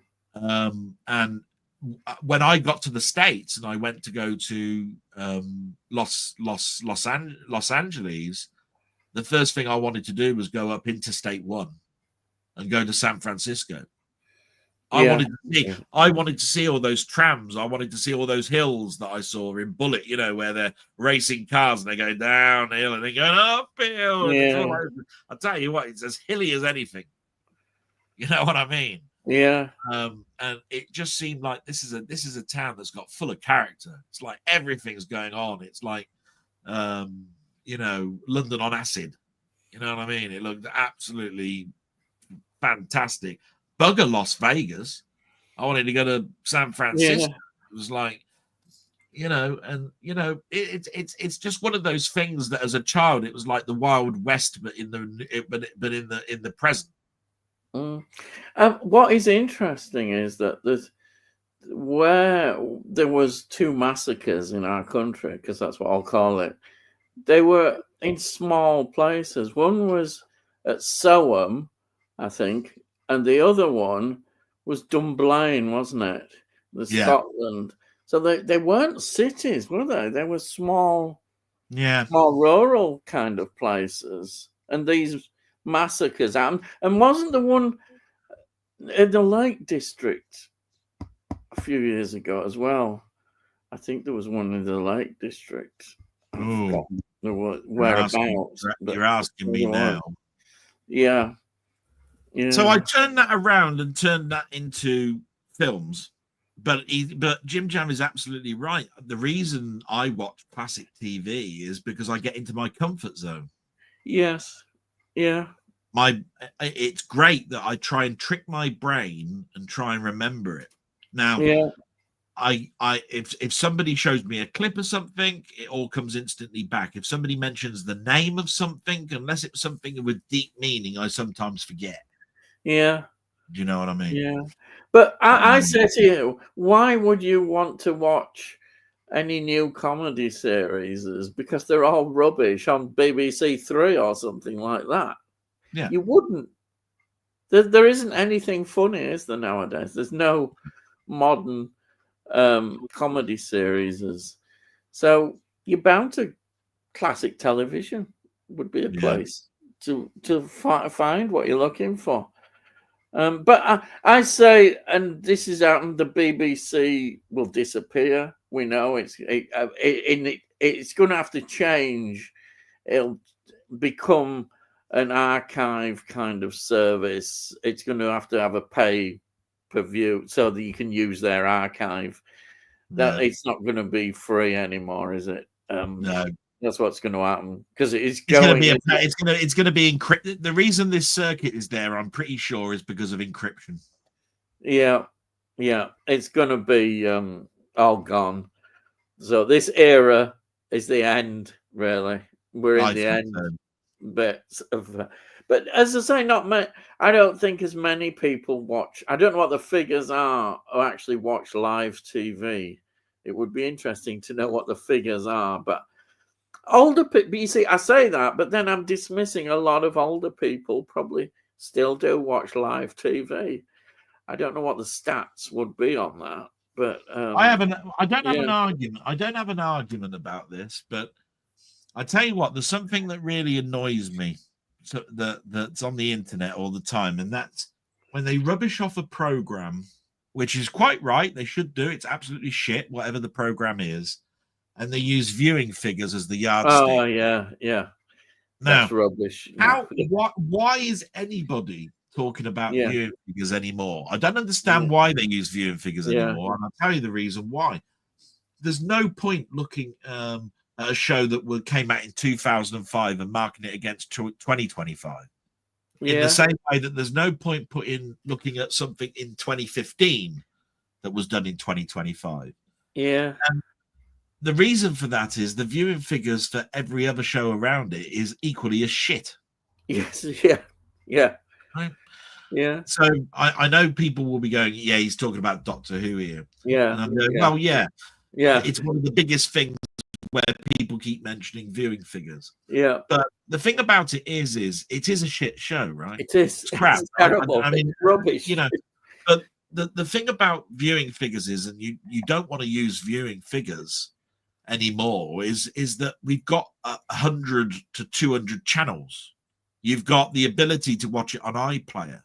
People are downloading it on torrents to watch. Yeah. They're downloading it off of the internet. They're seeing secret showings that some black internet has got it playing. Yeah. So it's the same cause and reason of the BBC couldn't tell you that you were recording it. They didn't know whether you recorded it, so they couldn't include it in the viewing figure estimates. Right? Yeah. Right? There's no way the technology was there to know that, oh, by the way, 12,000 watched this, but we know that 5,000 recorded it. No, you can't, right? It's impossible, right? I think really the only success that you've got to know that Doctor Who is in the hearts and passions anymore is to look at the physical media sales. Yeah. Right? People buy memorabilia, people buy the steel books, the normal collector's editions, and all of that sort of stuff. I bet you any money that some people haven't even watched one episode of this Doctor Who this season. They'll wait until it's all there and watch it in a block. Yeah. As well, and that's because we're now at a stage where, just like vinyl, and just like records and CDs. When we had records, we listened to the album all the way through because we didn't want to take the needle off of this record in case we scratched it, right? But when CDs came along, we came a skipping universe. Skip. You don't need to listen to that. Yet we know full well that records built a story. Each record was a different each song was a different song, but you played it all the way to the end and you listened to the crap stuff. And the crap stuff suddenly became stuff that you consider actually to be pretty good. They just don't get talked about anymore because they never released them as singles. Right? So, I've talked about this at the end of the show, when I was talking about Elton John.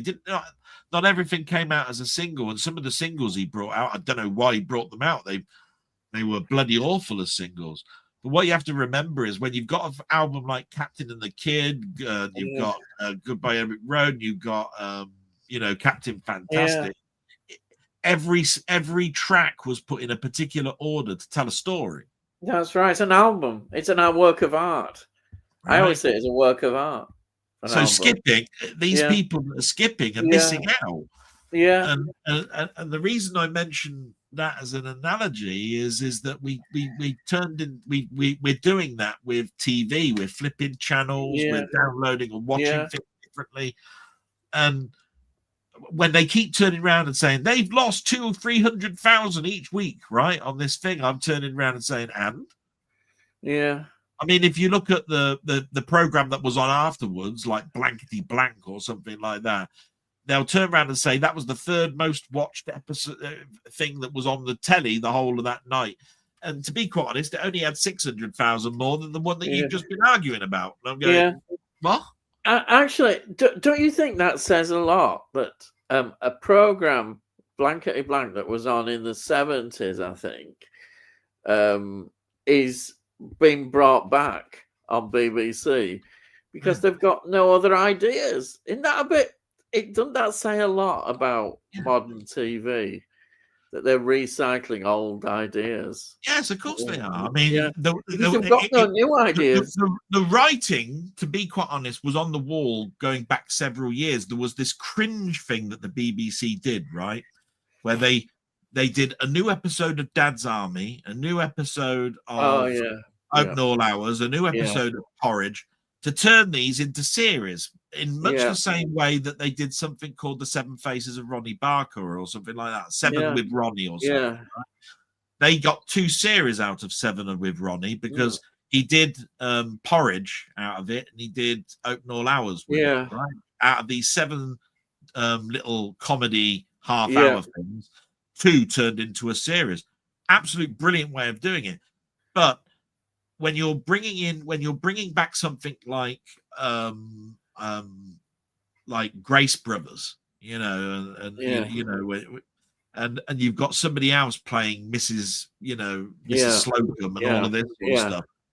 It just looks like it doesn't. you're clutching at straws here. Surely, I mean, Christ, are you telling me that you're seriously thinking of doing a whole series of Grace Brothers? No. With these actors. Now, some of the actors in it were absolutely spot on. They were absolutely marvelous, right? But they looked a pale imitation because we so loved those shows, and they worked because we watched them at a younger age. Yeah. If you're hoping that the new audience of 17 and 18-year-olds are going to like it like we did, ain't going to happen, because there's a thousand number of bloody channels that they're going to be watching. And they're going to look at it and they'll go, "What's this shit?" Yeah, exactly. What is it? Yeah, that's it. Because they won't understand the sentiment. Yeah, there's no nostalgia for so them. The nostalgia and the sentiment are the two things, the staple point that makes it work. And you've lost it instantly just by the naming of the program and the fact that you dared to do a 30-minute episode of it to see if you could do a launch of it. Yeah. Now they tried Porridge. And that was as far as I'm it was concerned. awful. I remember I watched awful. It was. What on earth were they doing? I mean, it was. You could tell it was a disaster. It was terrible. Absolutely. It doesn't work. It can't work. Why? This is the whole problem, isn't it? I mean, not only were the episodes were sort of like a rehash of the old ones. Yeah. The prisons also look clean. Yeah. I don't know what it was. It's almost it was one of those things where I watched Porridge.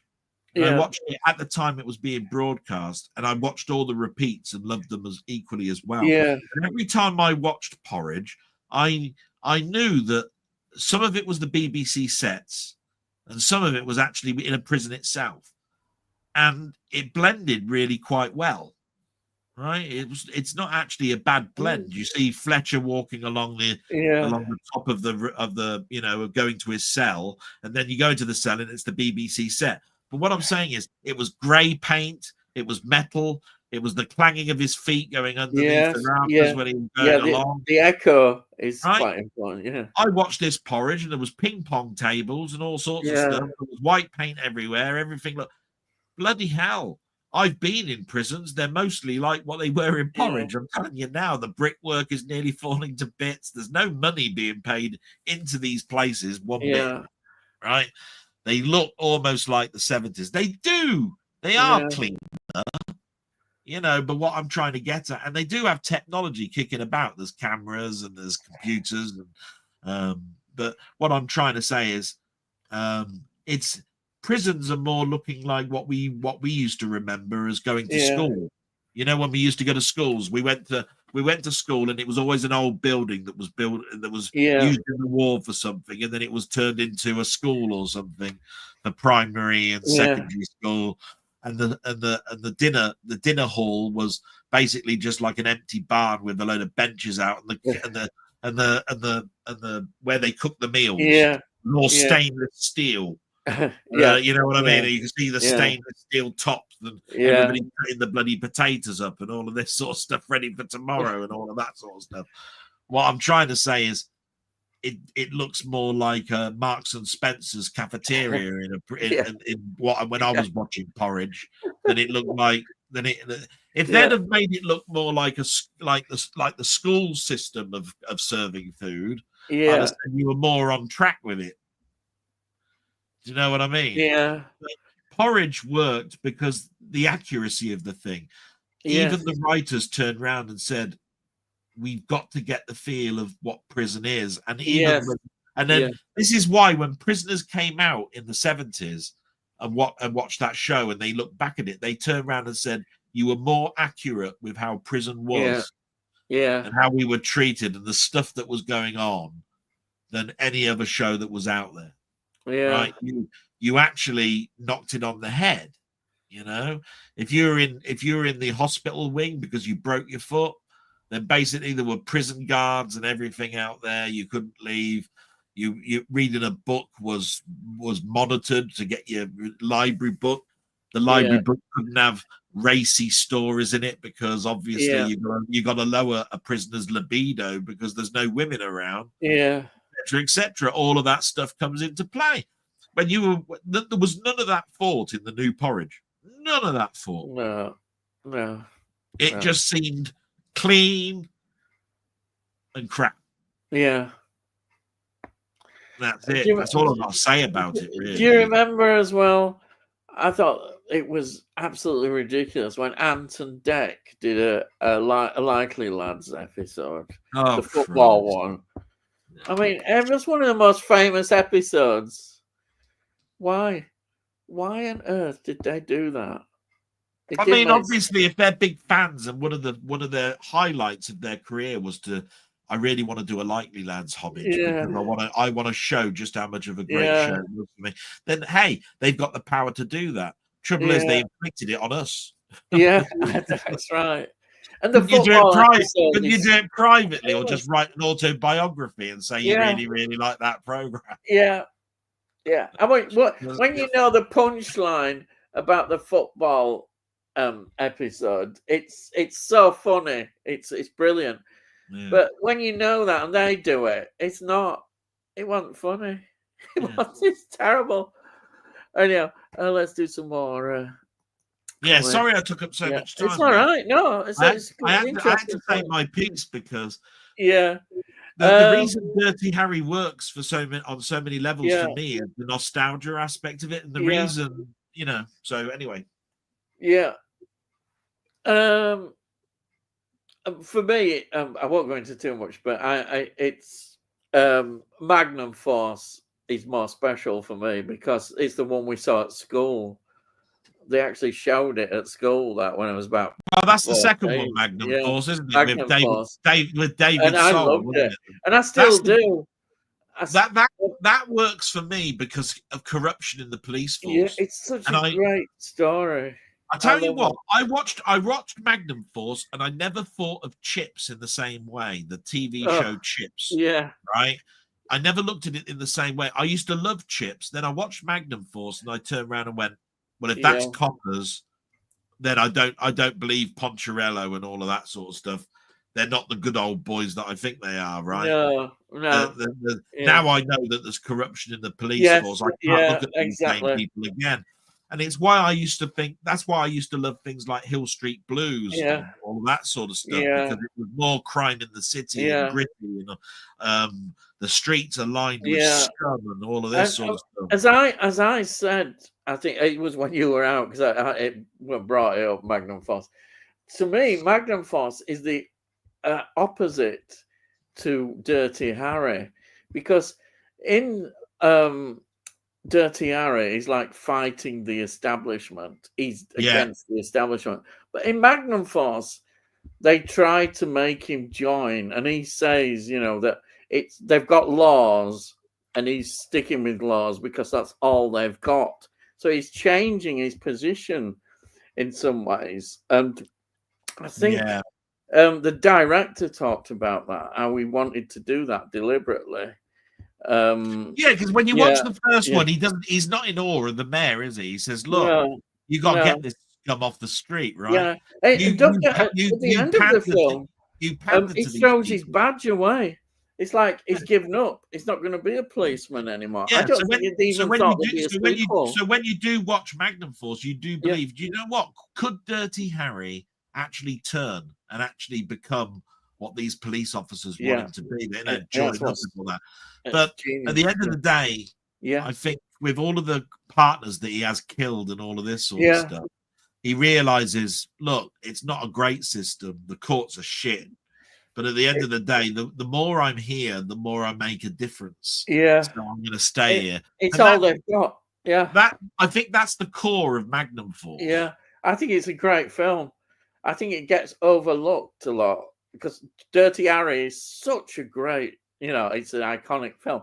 Well, the next one that people remember, obviously, is the third one because Tyne Daly was in it. Yes.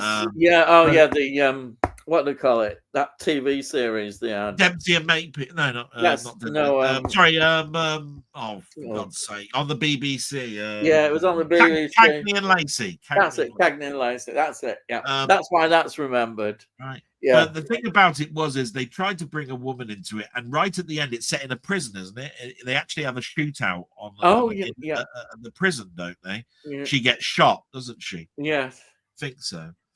And it was just interesting that Dirty Harry at this particular point says, I don't want you to be my partner because my partners don't last very long. yeah. But actually, secretly, he didn't want to work with a woman. But but you could actually see that his character started to warm towards a woman. Yeah. Doesn't matter what race she was, what color she was. Yeah. He actually agreed and went, do you know what? You're a good cop. And that's what I saw at the shooting at the end. Yeah. Like I say, the fourth one's not talked about very much. The fifth one is definitely talked about as being the worst one of the lot. Yeah, it is. Yeah. I think they thought Dirty Harry was just too old now. Yeah, it's even got Jim Carrey in that film, hasn't it? Oh, right. Jim Carrey, yeah. Yeah, he's singing "Welcome to the Jungle," I think, in a rock video, because I think the Deadpool is all about actors being killed off one by one. That's right. Yeah, I can see it now. Yeah, it is. Yeah. Jim Carrey's in it. That's a good trivia question, that one. But I remember what Barry Norman said about that film when it was being reviewed. He said it's a pale imitation to a great series. And to be quite honest, as much as I can turn around and say, why, Clint, have you done a film like this? You couldn't act or do anything when a script as bad as this comes out. Yeah. What he said. Right. Yeah, I've looked at it since, and it's actually a film that I can actually rewatch. But I must admit, it's like watching Indiana Jones now in these new films. It's like, how old are you? Indiana, you're about 82 now, and you're still whipping and running along and all of this sort of shit. Yeah, it's wrong. It's wrong on all levels. Even though the film is what, the mid-80s, end of 80s, right? Yeah. And Clint Eastwood has done a shitload of films since that point. I still don't see him. I see him more as In the Line of Fire type films, where he's running behind the back of the president's car, and he's huffing and puffing because he can't run that anymore like he used to do in the 50s and 60s. Yeah. That's how I see Dirty Harry in that. It's like he couldn't run across the top of the bloody rooftops and jump from ledge to ledge with his magnum bloody hell. No. Because I tell you what, his arm had ached by the time he got off the end of the rooftops. It's a big run. He'd be turning around and saying, "Hang on a minute, mate. You know, you're 30 years younger than me. What you bloody hell?" He'd be walking around with a Zimmer frame. But, I'm glad it ended where it did, but it ended. It should have come out 3 years before that film came out, and it might have been more believable. I think they left too long between the fourth film and the fifth film. Yeah. And I'm pretty sure Clint Eastwood turned around and said, "I did it for the money." Yeah, I'm sure he did. Why not? Yeah, you can't blame him. No, not at all. Jim Jam says, Last of Us this week was very upsetting. It's not a series I've followed, but I know a lot of people. Well, it's based on the video game, and to be quite honest, it's going to get even more upsetting. Oh, dear. Oh, right. So, I mean, if you've ever played the game, you'll know exactly what's going on. I'm not going to ruin it for anybody, but they are bringing quite close to the game. There's a lot of the worst thing about it is that they're still calling it The Last of Us, but actually it's The Last of Us 2. There's 2 games, right? Yeah. They've split the second game into 2 parts, which means you get 3 seasons. Yeah. Right? What we're watching at the moment is the very beginning of the game The Last of Us 2. And that's why you're getting a sort of Game of Thrones moment at the moment where people are dying that you didn't think would die. Yeah. All this sort of stuff. So it's going to get worse. Characters that you've been following since the first episode are gone. All of this, and I'm anyway. As far as I'm concerned, there's no spoilers from me. You just know that things are just it get bleak before it gets better. Okay, so here's one that we have to think about. Jim Jam says, okay, tough question. What is the worst British sitcom you've ever seen? I already know it. Is that Goodbye, Mrs. Noah? Yeah, and I knew Molly was gonna go. Yeah. I still cannot. I still have nightmares and can't watch that show. It's bloody awful.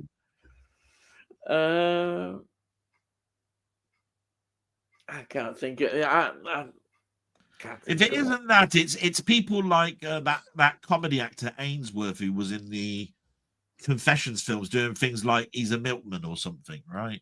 That was pretty bloody awful. Yeah. What about Jim Davison in it? What about Jim Davison in Up the Elephant Round the Car? Yeah, I don't like him as a person, because he's not a likable character.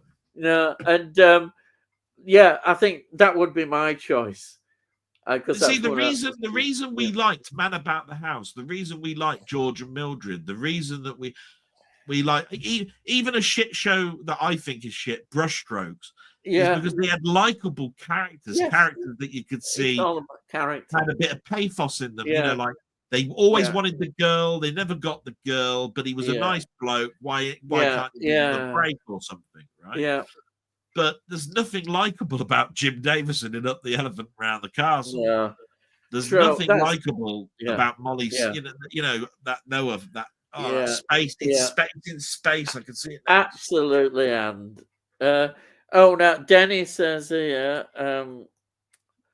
Let's have a look. Okay. Yeah. The Upper Hand. Absolutely hated that one. I don't know. Is the Upper Hand the one where it's like Who's the Boss over in the States, where a bloke comes in and he looks after a family and she's sort of like aristocrat type level, you know, got money and all that sort of stuff, but he's a single man with his daughter that he's trying to bring up, and they move in. This is at the Upper Hand. I can't remember. Jim John says, wasn't that based on an American show, Danny? Yeah, like I said, it was based on Who's the Boss. And he says, yeah, I believe so. Yeah. So they used to have Tony Danza, I think, in Who's the Boss. Yeah. I remember it ran for 5 or 6 years. Really? What is that? Now, Jim Jam says, who remembers the adventure game? Well, of course I do. Yeah. But anyhow, the BBC Two, it was at 6 o'clock on a Friday, I think it was. You had all the electronics to make it into an electronic sort of computer game where you had to walk on certain steps. A little bit like the Five Doctors with the chessboard, and he's got it's as easy as pie, right? And they were doing all those types of things. You had to get from one place to another to win, and you won currency called what was it called? Drachma or Drugma or something like that. I can't quite remember what it was. Loved it, absolutely. And it usually had BBC presenters in teams working. See you got to the end. And I remember there was a big lizard on the playing board at the end that you had to sort of avoid. You had to go. You were at the bottom and you had to get to the top. There was a lizard. And if the lizard got to you, you died. And I can't remember quite what you had to do to get across the board. I haven't got it on DVD or Blu-ray. When would that have been then? What years? 1980, 81. Oh, that's why I've never heard of it. I was out drinking. Yeah, you were pissed or something. Yeah, I was pissed of watching decent groups. Listening to really good music, which you don't get nowadays. Oh, yeah. Now, here we are. The Twin Dilemma is still better than any of today's. But, I'll tell you what, I would agree with you, yeah. Totally. Definitely. Today is just beyond. I've not watched it. I just can't bear to watch it now. I've given up. What, the new series? Or I just couldn't bear the thought of wasting my time, When you see a picture of that bloke from Eurovision Song Contest in Doctor Who, you think, oh my God, That's what it's descended into. It's just awful. Yeah. Um, the adventure game is a favourite of mine from the past. Got it on DVD, so it's got a DVD release. Then, Yeah, down Denny and I are both in agreement about yeah, old TV and what we yeah. remember as kids. Um, It's one of those things where it's just I haven't bought it on DVD. ah, Probably because I concentrated for so long on films. Do you know what I mean? I did buy yeah. TV stuff, but TV stuff when that was coming out was things like 24, and the box sets cost 80 quid a box set. Oh, yeah. And now they're in charity shops for next to Yeah, you nothing. get you can get them now for about 50 pence and 20 You pence. can't. You get less. When I was buying it, it was 74.95. Jesus Christ, man! I know. Yeah, The- if you really want to stick the knife in, just do that. You know. yeah. Um, I wonder why it's always in charity shops, that 24, isn't it? There's always something in there. you know. They must have made too many, or people just don't like it anymore. I don't know. I liked it. I think it was a great series. Just 24 was great. yeah. And then we've got Tony saying, thought Upper Hand rang a bell. Just checked. I used to watch that one with Pussy Galore and Paul McCann. Thinking about it though, it wasn't particularly funny. Yeah, so Pussy Galore was the mother of the woman that they moved in with, if I remember rightly. Paul McGann was the one that basically Honor Blackman. That's it. I was trying to think. Honor Blackman. That's Pussy Galore, isn't it? Yeah. Carry on. Yeah. And Paul McGann was the Tony Danza character. I'm pretty sure I got it right. Yeah. Is basically who's the boss. Pretty sure. Oh crikey. Paul McGann doing that then. Oh no, he's put here Joe McCann. McGann, one at Family Brothers. Yeah. So it wasn't Paul. It wasn't funny. It wasn't funny. It was about as funny as that other show that they keep showing on Rewind called Watching. You know, with the bird, the person who likes watching birds or something, and he's trying to go out.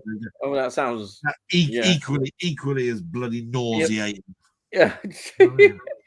So there's a sitcom about watching birds. About twitching, about twitching. And it's about a bloke who likes twitching. There's this girl, she's mouthy as anything. And she finally falls for him because he's basically about as excited as watching rice pudding go cold, right? And he's a twitcher. But for some unknown reason, they fall in love with each other. Rap show, to be quite honest, ran for far too many years. Yeah. Best thing about it was the theme tune, and that got on your bloody nerves and all. I got series 1 Upper Hand, right? I bet it's a network one. Yeah. It's the only way I'd keep it in my collection. That's a coincidence. I just watched the Blu-ray of Black Robe last night. Did you? Wow. Oh, what did you think? I enjoy seeing very early colonial Canada, not often portrayed in a film. It's true. It's true. Yeah. I loved it. It was just so good. Yeah, absolutely. You don't see much about Canada in 17th century. No. It's that early period, and seeing the colonists, because that's what they were. As a school child, as a school child, I used to think that castles were exclusive to Britain. Oh, right. What about Europe? It's full of them. You know what I mean? It's weird because I suppose it's because I watched so much TV and I watched so many films. It was all Robin Hood and King Arthur and all of this sort of stuff. And because I saw other films where it was in Egypt and you saw the pyramids and all of this sort of stuff, I always thought that castles were a thing that only happened in England. Yeah. You know what I mean? Yeah, I didn't, because it all came from Rome and it was all like, all this sort of stuff. Oh, Transylvania, of course. When you watched Cleopatra and you saw Rome, They look nothing like the castles again over here. Castles over here were moats and all of this sort of stuff, and it's the architecture really of the religion at the time, isn't it? It's all Catholicism, so because that's where all the money was. Yeah. Every bugger that worked in a field went to church on a Sunday and had to give their money over to the church. Bloody hell, no wonder the church was rich. No wonder every king says, "Hey, hang on a minute, I want a part of this." Yeah, and old Henry said, "I want all of that. I think I'll be head of the church." Yeah. Let's get rid of and all those monks. They're not doing no, but praying. Get rid of monks and nuns. Go on, get rid of them. If they don't have my Bible, I'll kill them. Yeah. The one I've changed that says I can marry as many times as I want. So F you, mate. I'm king. Just think you could do a gangster version of Henry VIII, couldn't you? Oh, well, he was a gangster in a way. Somebody's trying to get on my patch. Yeah. When I've written this book, somebody's come along in my patch and trying to peddle a different Bible than the one that I want people to read. So I'm gonna send my mob out. I'm gonna get Cromwell out, and I'm gonna get all these people, and they're gonna go and attack all of these people that are trying to invade. That's what it was like. Yeah. It was. Sai says, Train to Busan, one of the greatest zombie movies of all time. Yeah, I can't wait to actually watch it. I'm really looking forward to watching it. What the hell's that? What? Train to Busan. Never heard of it. It's this. Well, I didn't bloody see it, did I? Don't start putting things up when you know I was looking after my mum. What am I, physic? Am I physic or something? Go on, get it out of your system. Right. Yeah. Right. Thank you, Sai. I've got one I've got to write down because you said it's the greatest zombie movie of all time. I now need to watch it, so I've got my pad out. Look. Yeah. Well, I said, you see, I was trying to plug Muckman Movies channel because I said I watched this video which was all about Asian films. Yeah, I know. Yeah. That one came up, and I thought, oh yeah, I must get that one. And then I was lucky. I saw it on eBay. I know. Hang on. I know what happens next. You thought to yourself, I know. I'll tap on Tony York's little shoulder and I'll say, Tony, you got the DVD of this? And he'll turn around and say, yeah, I just happen to have that. I think I'll send it to you in the post. And it came in the post, and there you are. You managed to watch it, and then you put your hand up and said, look what Tony's bought me this bloody week. Yeah, that was the wrong one. It's this one, the Tony York one that I've raved over. Yeah, well, Tony York. Tony that York's one is not a Tony York one. Tony York's a bastard anyway. So but I definitely want to get Last Samurai in a Blu-ray. It's one I've got that on Blu-rays. It's a brilliant film. I could talk about it, but I won't know anymore. I'll put it in your blog when I do my blog entry. I'll talk about it. Yeah, I noticed that. Your talks to me always tend to be an advert for your channel. Yeah. Oh, I watched this week. Yeah. No, I've just said. I've just said. Got to, have you? I mean, you might as well. I might as well make you. How many times am I going to read out that you watch this film? Yeah, I've said it. What I watched this week. You've said it in your comments section. You go, bloody hell. Yeah, I think it's imprinted in everybody's brain what you watched this week.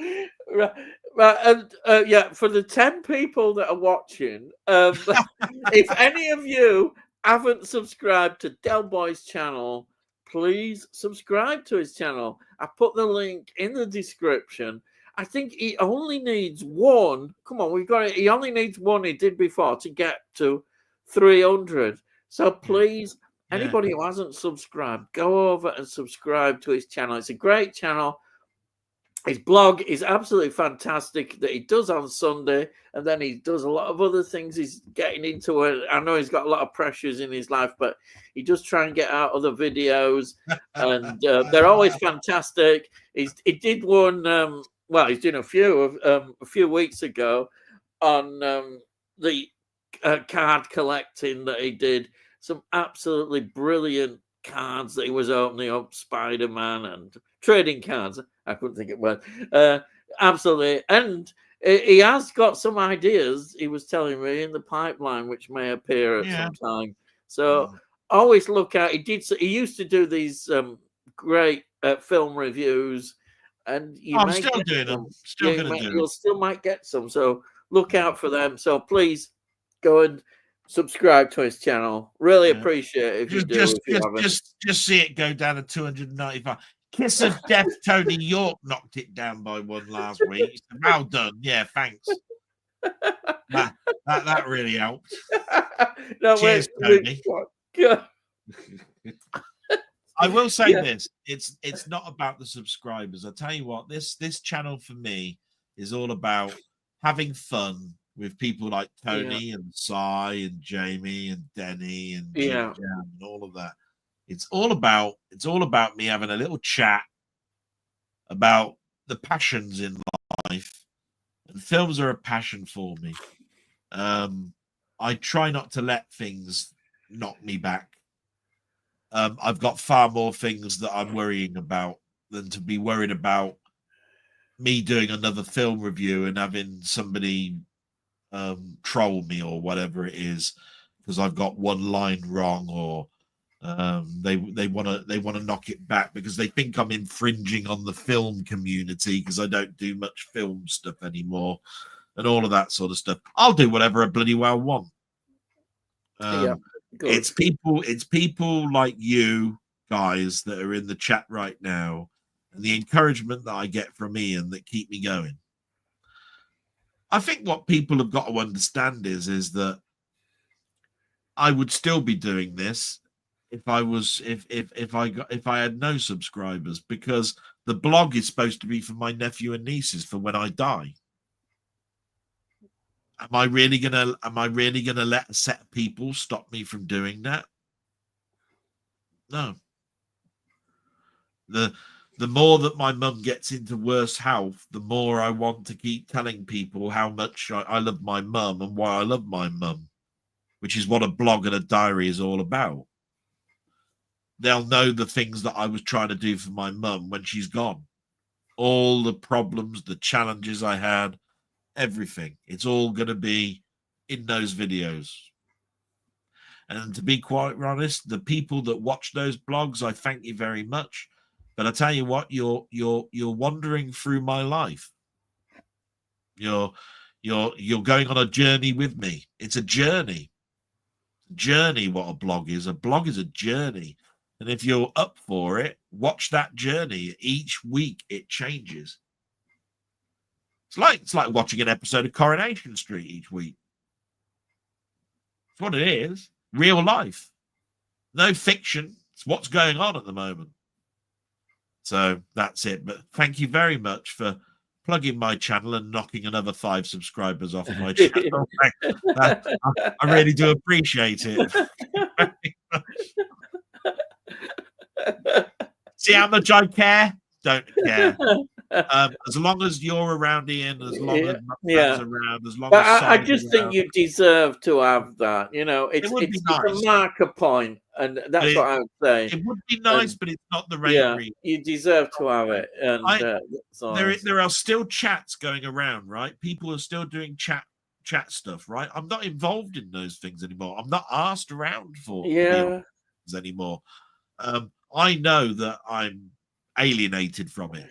If I do, I dare say, if I do my next film review, which will be The Seventh Samurai, it will probably be ridiculed, and it's probably because of people remembering that I used to do film stuff, and they're gonna do it as a reaction to make their point across. We don't want you doing this anymore. Stick to your games or whatever it is. There will be people like that. as far as I'm concerned, don't give a shit. I'll do it if I Good. want. That's how you should be. Brilliant. Yeah. Yeah. So that's well said. Well said. Right. Do I care about that when I've got a mother No. that's got dementia? Yeah. Yeah. Am I worried about somebody like that? No. No. Right.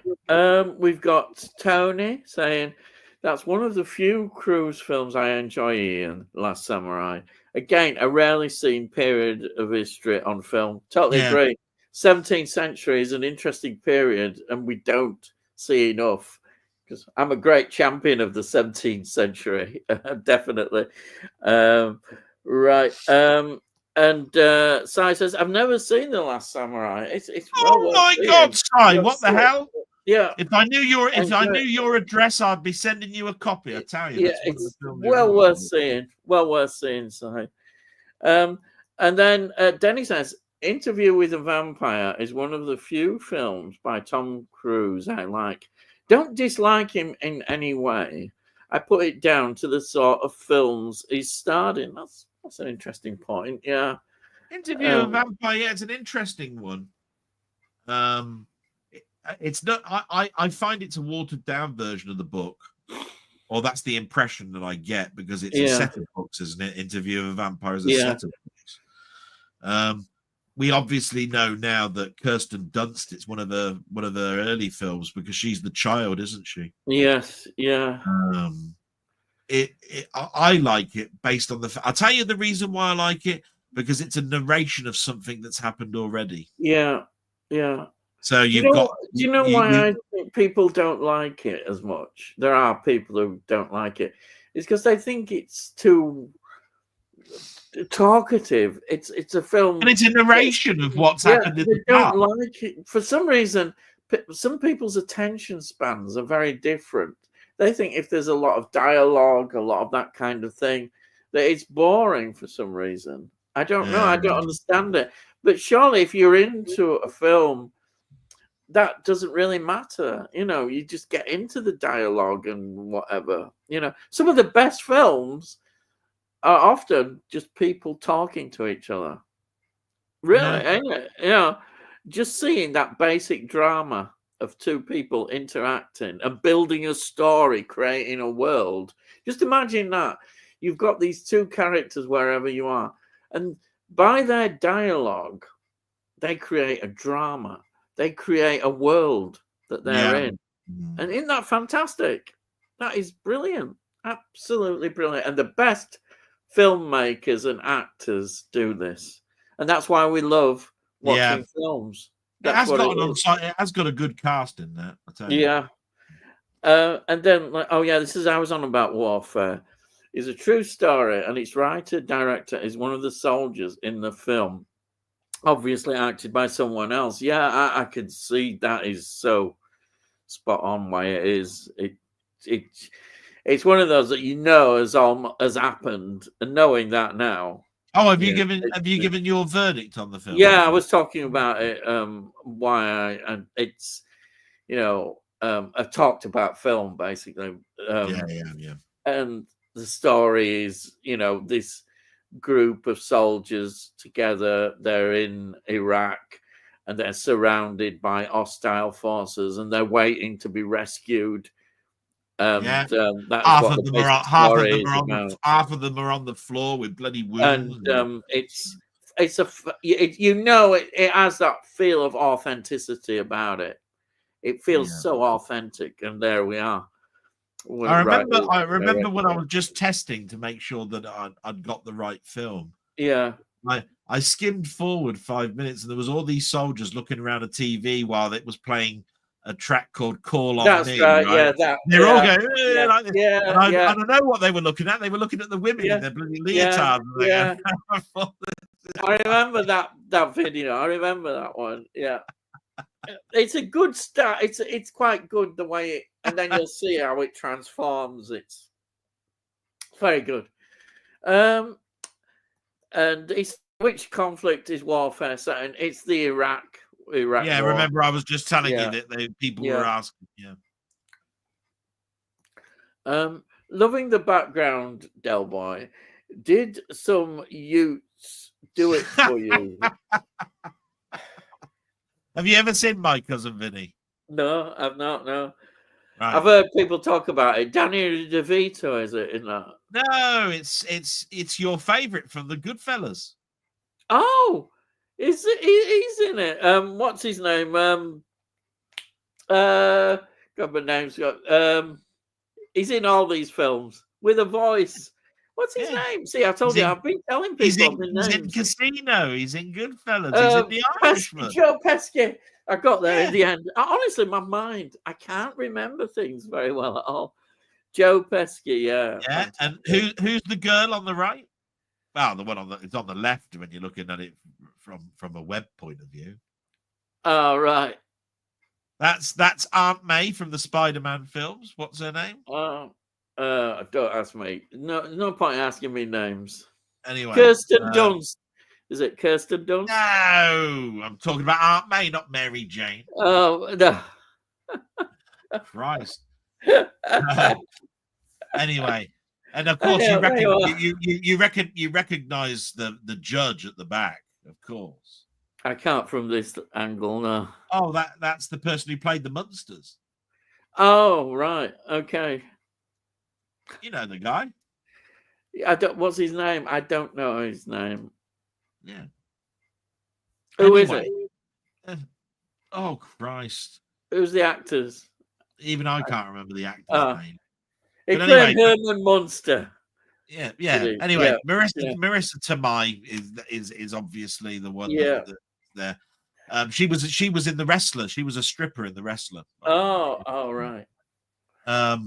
Anyway, it's all about Vinny there trying to get his cousin out of a fix because he's been set up for murder. It's his first case. He's saying he's a high-profile lawyer, and he keeps getting his name wrong.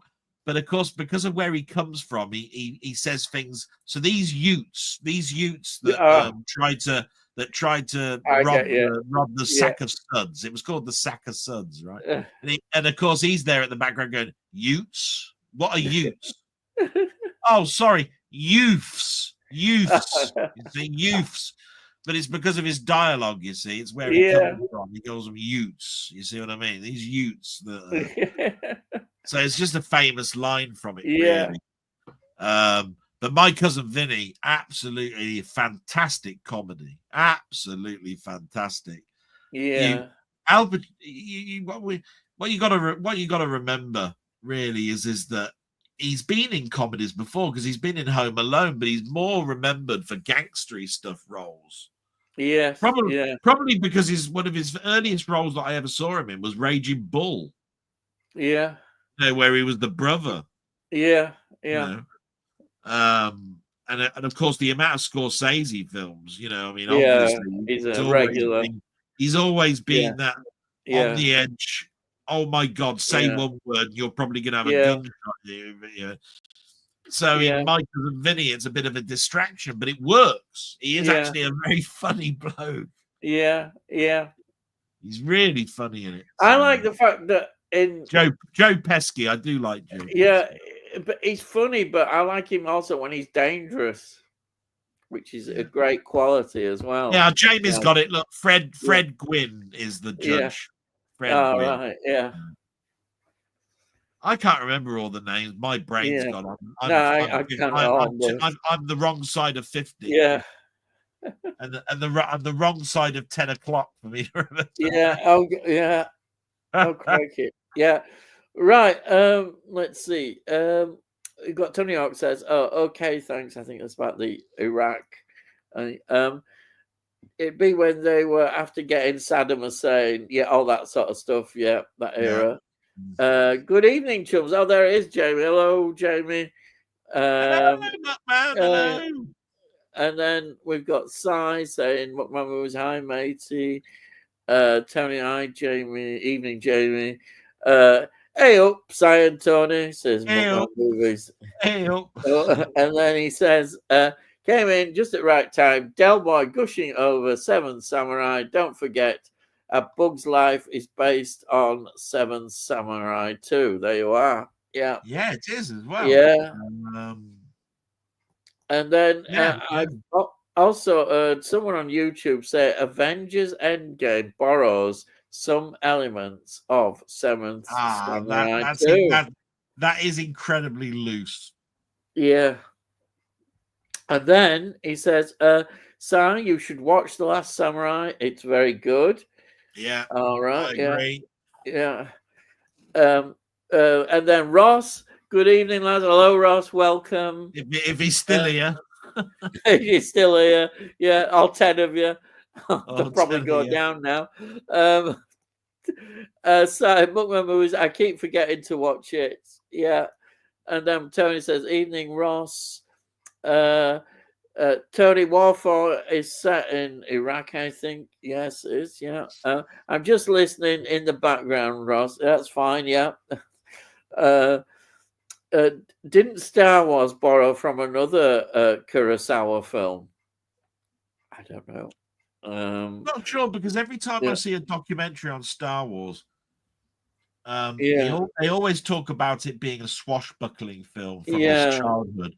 But they also, when the battle scenes were shown, they kept showing scenes from the World War II with airplanes coming in. Yeah, they're showing the X-wings coming into the the Death Star. Yeah, when they first showed it as a pitch, they showed airplanes coming in, like Spitfires and stuff. So I don't know whether there's any power, whatever it is, influence in it. To be quite honest, there probably is. Yeah. So Jamie says hi, Ross, and then Tony says thanks, Jamie. Yes, the Hidden Fortress. That's what it's based on, is it? Yeah. Okay. Yeah. I thought so. Si says. And then Jamie says, Kurosawa is a master of the craft. I've not seen a bad film by Kurosawa. Bloody good endorsement there. Yeah. Tony says, with regard Disney Steelbook only releases, some companies' greed no bounds. That's blooming true. I had a rant about Disney. I don't agree with Disney's policy on Steelbook. However, I do know that Disney pulled out totally from doing any type of physical media. They had no one to produce the discs until they approached Sony. And Disney's thoughts were, at the time, this was a couple of years ago, it's changed now, a couple of years ago, their thoughts were, if we can sell enough discs, we'll come back into the industry. And we will use Sony as our duplication arm. But the trouble is, as much as people complain about the prices, people get buying them. So, of course, they ain't going to change, are they? No, it's terrible. That's the greed element that Dennis I had a rant against them. I just think it's terrible. I think everybody should have a choice that you'll be able to buy the cheaper version. You should have the choice. They're not even giving the choice. The cheaper version, the deluxe version, or watching it on streaming. Yeah. Everybody should have that choice. As it is, all you've got is streaming or a bloody expensive steelbook. Yeah, exactly. It's wrong. It's just greed, I think. Yeah. And then Danny says, I only want the films or TV program, not fussed about steelbooks. Yeah, I understand totally. Yeah. That's it. That's what we want. Yeah. I honestly think that Seven Samurai is the only Kurosawa film I've seen. Yeah. James says, anyone seen the latest Criterion cupboard video with Natasha Lyon? Is that Lyon? It's hilarious. No, I've not seen that. Is that a YouTube one? I don't know. I've not seen that one. Tony says, same here, Danny. I don't dislike steelbooks. Like the artwork on many of them. Just never get into collecting them. I understand totally, yeah. Yeah, and of course I got into collecting them. I mean, it's each to their own. Yeah. I mean, we all know that people have got their own fetishes on what they want. There's people that collect only the collector's edition with bloody big statues in them. Yeah. There are people that collect just the steel book. There are people that collect only hard case editions. Yeah. Well, I've seen people on YouTube who say they won't buy a film if it hasn't got a slipcover. That's That is right. getting bad. Now, It's really bad. all I'm saying is there is nothing wrong Yeah, with any of that. yeah, Absolutely none, yeah, right? We each yeah, are different. yeah, But I've always said this, and Ian has always said it as well. We're both in agreement with yeah. this. It's all about the film, or That's all right. about the Yeah, contents of what you're buying in between that piece of plastic and a bit of cardboard, right? yeah, That is the important bit. yeah, You want the best that you yeah, can get on that disc. yeah. Well, I had a rant because I was saying against, they were even taking the piss out of collectors, that some of the stuff that were contained in some of these collections that people were paying, like you say, 50 quid for some book, you'd expect good quality extras and stuff in the, in the special sets. Yeah. But not everybody's been getting that. I heard some people complaining about Blazing Saddles one. Apparently, that had a special edition and wasn't particularly a good special edition. All And it right. was rather, I liked my steel book of that. I liked it. yeah. And I don't know what people want from the, extras in these special editions.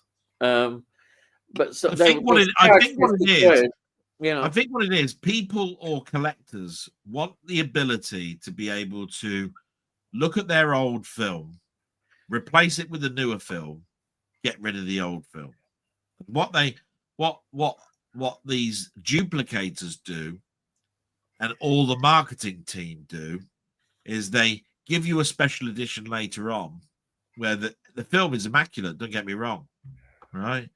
But not all of the extras that were on the DVD that was back 20 years ago are on the new edition, which means you've still got to keep it because there is no that some of the extras or documentaries have not been ported across, which means that you have to have multiple copies of it.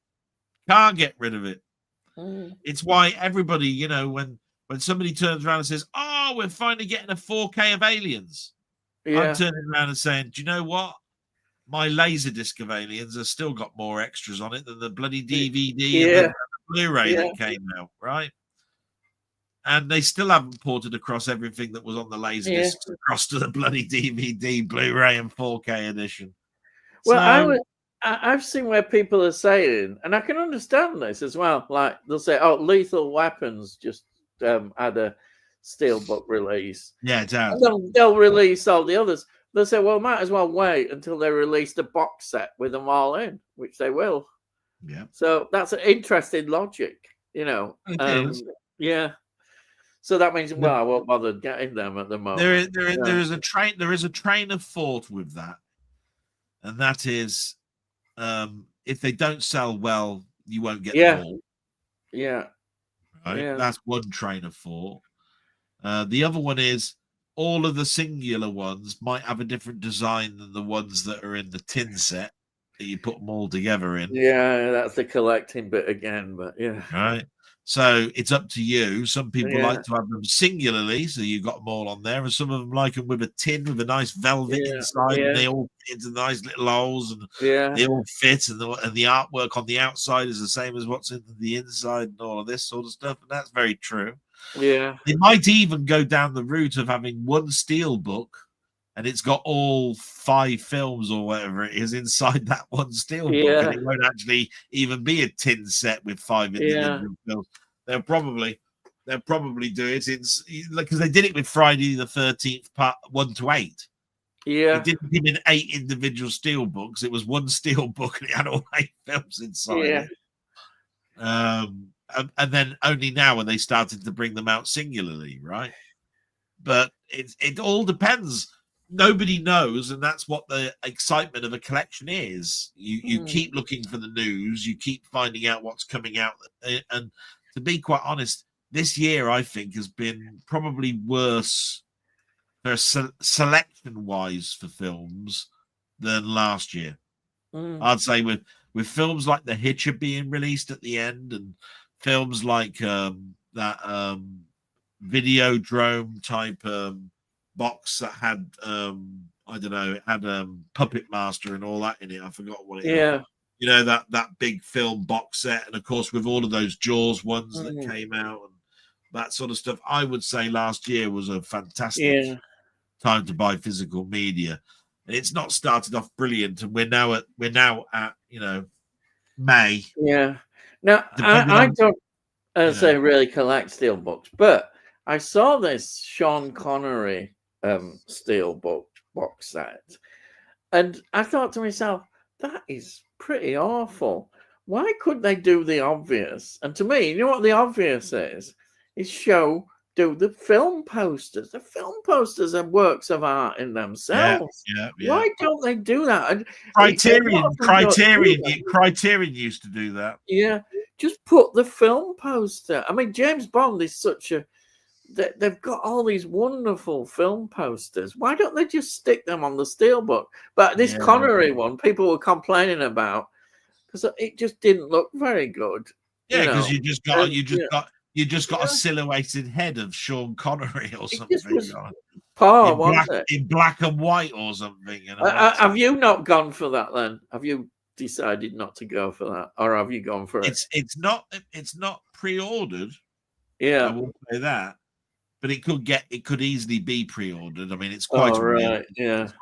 I could quite easily do it. Mm. The only thing I can tell you is I still haven't bent over and bought that Star Trek. Yeah. Yeah. Oh, amazing! Yeah. I've kept my composure over that. Yeah, one. well done. You can't buy that rubbish. Right. I mean, yeah. I'm close to pulling the trigger because I did see it in a 2 for 30 quid. Yeah. Do you know something? That would make it £15, and I was. I bet you bought that pile of rubbish. Oh shit! I should say of the Doctor Who, and Cutie Gatwa. I bet you bought that first one, didn't you? Yeah. I'm not having that in my collection. Blooming heck! I just could not buy that. No way. I suppose it's because, and this is again. Yeah. Just totally my opinion and all of that sort of stuff. I've lived through the shit years. Yeah. We now look at Sylvester McCoy's period as that was considered to be the most shit of all of the golden age stuff. Compared with this rubbish. It is not the shittiest. Yeah. But we lived through those years where they said this is not the Doctor Who that we remembered. We were saying that even back then. Yeah. So I look at these things as being bumps in the road, and I still live on the idea that I'm not dead yet, and I'm still hope I'm going to live for another 30 or 40 years. And so I still look at it as going, do you know what? I'll still buy it. I don't want to watch it. I won't even take the cellophane off of it. It will just. I've got to have it, and then I know that I've had everything. Do you know what I mean? It's a simple. I couldn't do that. I couldn't. No way. And I tell you what, I think you don't need to, because right now you can basically wait another 2 years and you'll still be able to pick it up for 50 pence. Yeah, right? That's a good point. So you might in future. Yeah, I get you. Yeah, it'll be one of those. Depending on what happens to Doctor Who and everything with it, there will be a lot of people that are watching it right now, loving it, buying it, but then in 2 years' time, because there's been new Who. They all go, oh, I'm fed up with that now, and I ain't watching it anymore. So I'll take it down to Kex and see what I can get. Well, the news is, isn't it, that Disney have now pulled out. There's only going to be 2 that they're covering. So whether I've read no end of articles that basically and the BBC, of course, have said, oh, but we'll carry on doing it. Yeah. So see, at the end of the day, Disney didn't buy the rights. Yeah. So my question was, will E still be in charge? Yeah, and if the BBC is stupid enough to keep him on, then they've learned nothing. Yeah, exactly. They need somebody new, totally different, not linked in any way to that kind of agenda. That's what they want. Somebody who can bring it back. And I'll say it a million times, and I'll say it a million times more. I only have to I'll turn on my TV in the background right now, turn it over to that channel where I said that the Parkinson interviews are being done. Yeah. At 12 o'clock, they'll be showing 4 episodes of Doctor Who, and I'm in bed trying to get to sleep, Yeah. and I fall asleep watching John Pertwee. Yeah. Brilliant. Best way to fall asleep. Absolutely marvelous. I'm hoping the I know the scripts inside out. They're Yeah. showing the master episodes of things like Yeah. the mutants and Wars of Axos and all of Yeah. that sort of stuff. Do you think the I'm BBC as happy as a pig in Yeah. shit. Do you think the BBC will have enough courage to appoint somebody who's going to do it their way and bring it back to how it was? Or will they appoint somebody who's just going to carry on with the same stuff? I wonder. My personal opinion is the BBC would be stupid not to listen now to the forums. fans. They must listen and know. Yeah. Need to go on YouTube and listen to all the ranting and stuff Yeah. that's going on. But you can go to forum groups. Why don't you just ask Doctor Who magazine? Yeah. Just ask them I what your think opinion of it. Mark Gatiss or Gatiss? What would be an interesting choice? He might be a good one. He might be a good one, but would he want to do it? Would he want to do it? That's the question. I hope he would, but yeah, I don't know. Anyhow, I've gone to Doctor Who. Can't help talk about Doctor Who. So we've got Sai says you need to pick up the BFI box set, all class films in it. All right. I think Muckman showed a box set of the BFI films. And Sai says Muckman, I will do. Muckman movies. Right, here we are. Yojimbo is probably my second favorite Kurosawa. Yeah. It was remade by Leone into There it is, a fistful of dollars. That's an interesting link. And he mentioned that to me a couple of weeks ago, and I've downloaded it. I haven't got around to watching it yet, and I've downloaded it. Yeah. So that's one worth looking out for to get. Yeah. And then Sanjuro is the sequel to Yojimbo, which is so in other words, it's a few dollars more, then, is it? Yeah. Yeah. And Sai says, I'll definitely have to watch that one. I love A Fistful of Dollars. Yeah. And I go back to my original rant this earlier on in this. If you love these films, try and get them from the source. Don't try and wait for retailers. There's so many people now that are saying can't get it through Amazon, can't get it from HMV. Cancellation here, there, and everywhere. Get it from the source. Yeah, I know that you have to pay 3 months in advance for it. I'm stupid. I didn't have the money. If you think about it, it was announced at a time when my mum had just collapsed. I had no idea where my money was going to be going, and I needed things like kettles and new sheets, duvet covers, all that sort of stuff. Just didn't do it. Just didn't have it. I had to play the ball game and go. I'll go down the Amazon route or go down the HMV route. I had to. Yeah. But you shouldn't play ping pong with your hobby. If it's important to you, and those films are important to me because they were my dad's favorite films, then I shouldn't have played devil's advocate. Yeah. Should have found a way to do it. Now there is a danger that I'll have 2 out of the 3, 1 out of the 3, or none out of the 3. Unless I go down the scalpers route. That's why I'm saying, guys, listen to all of you out there and try and help each other. If you're in a big city and you see it on the shelf and somebody's mentioned on here that they can't get it for them. They'll snap it off your hands. They don't want to go to scalpers. Telling you now. I'd rather give the money to a friend to get it for me than go down the scalpers route. Yeah, I know it's frightening, that scalpers, what they do. Tony says, it sounds as though Hollywood have pinched a lot of good ideas from Japanese films. Yeah, I'd say Japanese films, Korean films. Hollywood is good at doing that. High and Low is good. It's a crime thriller where a shoe manufacturer's chauffeur's son is kidnapped. All right, it's a good Oh, recommendation. Um, and then we've got uh, Kurosawa films have inspired many Hollywood films. Yeah. Um, and there he is. Did my top 25 Asian films at weekend. If you want some inspiration for delving into Asian cinema, yeah, it's a brilliant video. I watched it, and anybody should go and check out that well, video and check out Bookman's channel as well. I'm Got a upset great that channel. I'm upset that Yeah, I'm the only one who ain't watched. yeah.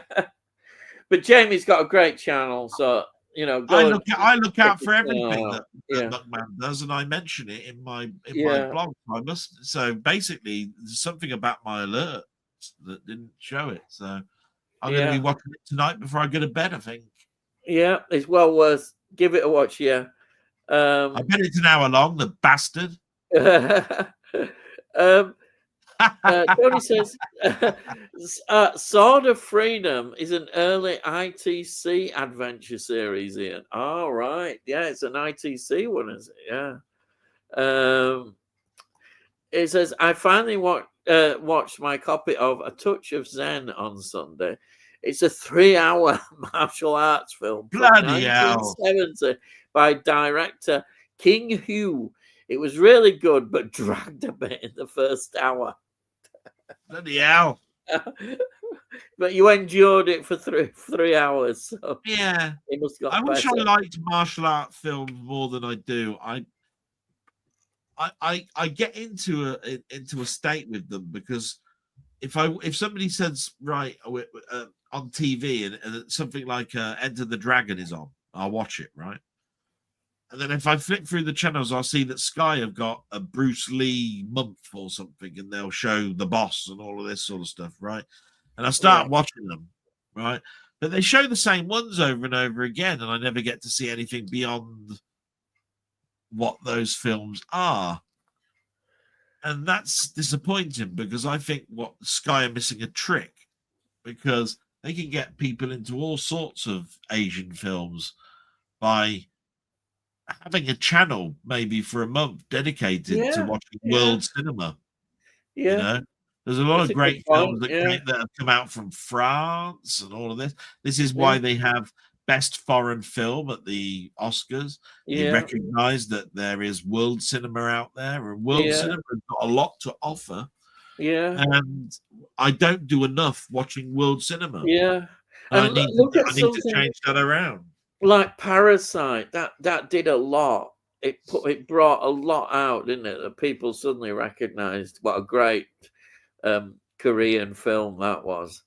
Yeah. Absolutely brilliant, Parasite, and hopefully more people probably were willing to explore these films. But that's why it's good on YouTube, where you've got people like Jamie who know about all these, who Yeah. are showing us where to look. Because it's a big area, isn't it? You see a lot come up. Yeah. It's good. Yeah. Just to put my little spin on that, he's a know-all bastard. Fucking hate him. Love you, Jamie. I've seen a few episodes of Strangers, Ian. It's a police drama. Oh, it's Don Henderson. He used to pop up, didn't he? Not one I got on too well with for some reason. I remember Don Henderson. God, he popped up everywhere at one time on Yeah. ITV. This is a good question. Has anyone seen Final Destination Bloodlines? I want to see it. I can't wait to get it. I found it average at best. Oh, right. It has a funny death and a nice send off for Tony Todd. Oh, that's great. And that's it. Once you've seen one, you've seen them all before. I still want to see it, though. I still want to see it, definitely. I'm glad it's had a send off for Tony Todd, the nice one. That's good. I've ordered it. The Yeah, steelbook looks nice. yeah. And then Jamie says, I agree with Denny about recent physical media releases. Not much is interesting me at the moment. I received my Spanish release of The Last Valley at weekend, Tony. And that's good, Jamie. Think you'll enjoy it. And Jamie says, not seen it yet. We'll probably wait till it streams. Hopefully, Mission Impossible Final Reckoning for me this weekend. All right, yeah, that's They did. They did the red. popular. Yeah, They did the yeah. red carpet treatment, didn't they? Last week was. I've already seen a ropey stream of The Last Valley on YouTube, Tony. Hope the Blu-ray is better quality. Well, it should be. It should be. They should have redone it. Dennis, I wanted the 80s film Trick or Treat on that. Looked fantastic in its limited edition box set, but the company didn't ship to the UK, and the ones that did sold out instantly. And I bet it's very expensive, extremely expensive on eBay if anybody's got it. And that's a popular title, isn't it? Trick or Treat. Yeah, a lot of people like that. That's bad. That's very bad. I'm going on Monday to see Final Reckoning. Going to sneak a cushion in for the 169 minutes to avoid a numb bum. Yeah. It's a long one, though. James says, I love the film, though. Great cast. Omar Sharif, Michael Kenya, Nigel Davenport, and Brian Blessed. Yeah. Fantastic cast, that. Not bought any discs for almost 3 months. Blooming heck, Tony. Think I have everything I want. Only ones I'm looking forward to are Eureka set of German crime films based on Edgar Wallace stories and the first series of the Sweeney. I know you're a massive fan of Sweeney on Blu-ray. Yeah, but which all 4 series. There's a YouTube channel detailing the restoration. Really, yeah, series but which edition is he going to buy? There's 2 editions. In the restoration documentaries, what they're explaining is that they did the original restorations in 4:9, which is the normal TV square. But then when Goldleaf said, I want you to continue the project and I want you to do the whole of the Sweeney, but we also want you to do them in 16:9, which is widescreen. Yeah. The only way you could do that is to zoom the image in and crop off the top to make it widescreen, right? But what they said was, we recognize that there is a people out there that want to be completists and hierarchists, where they basically only have what they saw as a kid, which is the 4:9 square, and you don't really have the borders on the left and right. Yeah. Okay. But then there are other people that want the 16:9, which is the widescreen. Yeah. 1:8:5 ratio, basically. And so there's going to be 2 versions coming out. Wow. And you have you can choose which one you want. Isn't that good though? How many companies would do that? Yeah. Wow. I thought that was interesting. I think it's interesting. I mean, expense of a company doing that. It makes me wonder though how many issues they're going to do of each. Yeah. When they do a pressing. Yeah.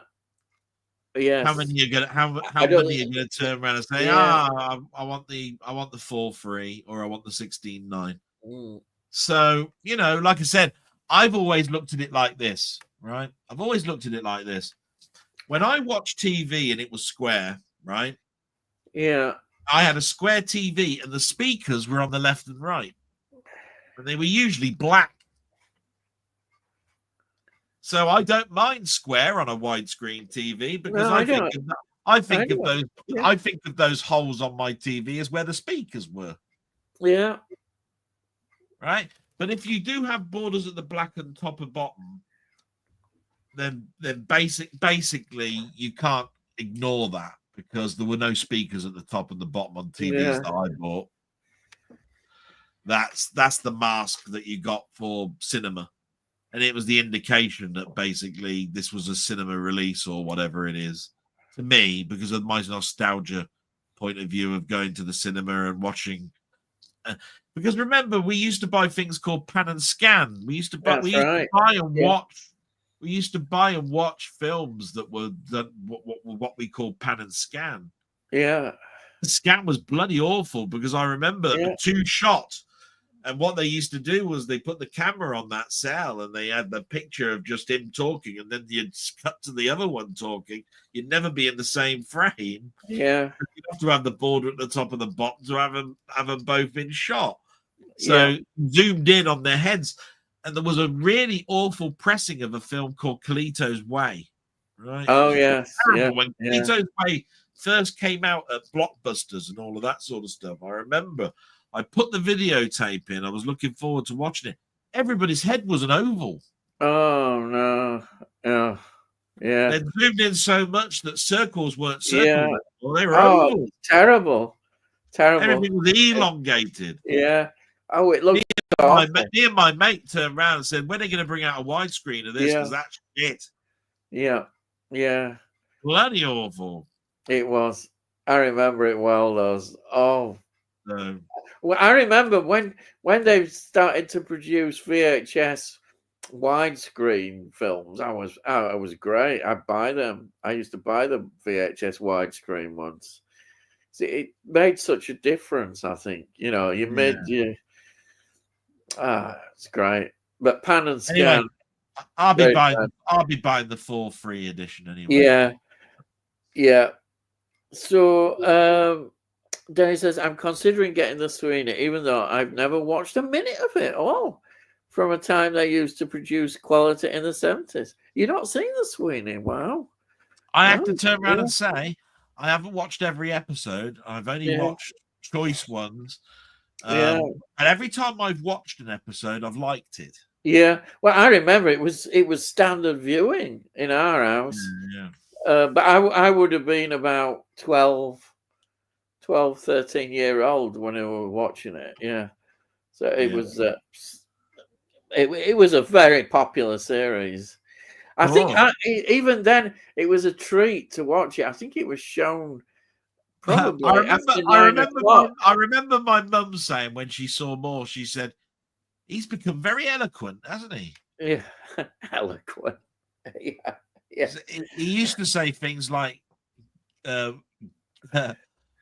you're nicked, you slang. Yeah. And now he's going around Oxford universities with a plum in his mouth. And what wasn't the police interrogation a bit funny, wasn't it? They didn't mind slapping him, did they? They slapping him. Well, you could get away with that nowadays, but then they didn't care, did they? And they always had the cigarettes. Always smoking the cigarettes as well. I'm surprised they didn't have 3 in their mouths. Yeah. I always think when they were in their office, they'd open the drawer and there'd be just a pile of cigarette packets in there. God, those been smoking loads of them. Oh dear. It says, you've never watched a minute of the Sweeney? Yeah, I know, it's surprising. Well, I think that's wrong because I'm telling you now, Denny would have watched the titles. Yeah, that's a minute long. And Tony says, Denny, never seen any Sweeney. I highly recommend them if you've enjoy non-PC entertainment. Well, that's why you will enjoy it. Jenny, watch out, because I'm telling you now, there's probably a box set coming your way from bloody Tony York. He likes using the post. And Jamie says he's never seen the Sweeney either. Wow, Jamie, you've not seen the Sweeney. Blimey heck. Now get your trousers on, son. You're nicked. And we ain't had any dinner. Yeah. I ain't had a drink down a pub yet.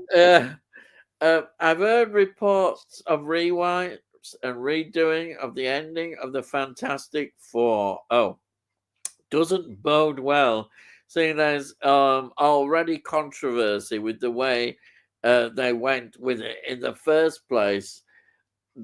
Yes, there has been a maybe with the release of the trailer and all of the bad press, they're rewriting it because they think they've gone too far and they're taking the bad bits out. Yeah. Why? How do we know that We that don't bodes know. doesn't Yeah. bode well? Yeah, it does. Maybe they're trimming it for the best. Yeah. It sounds like the Snow White thing.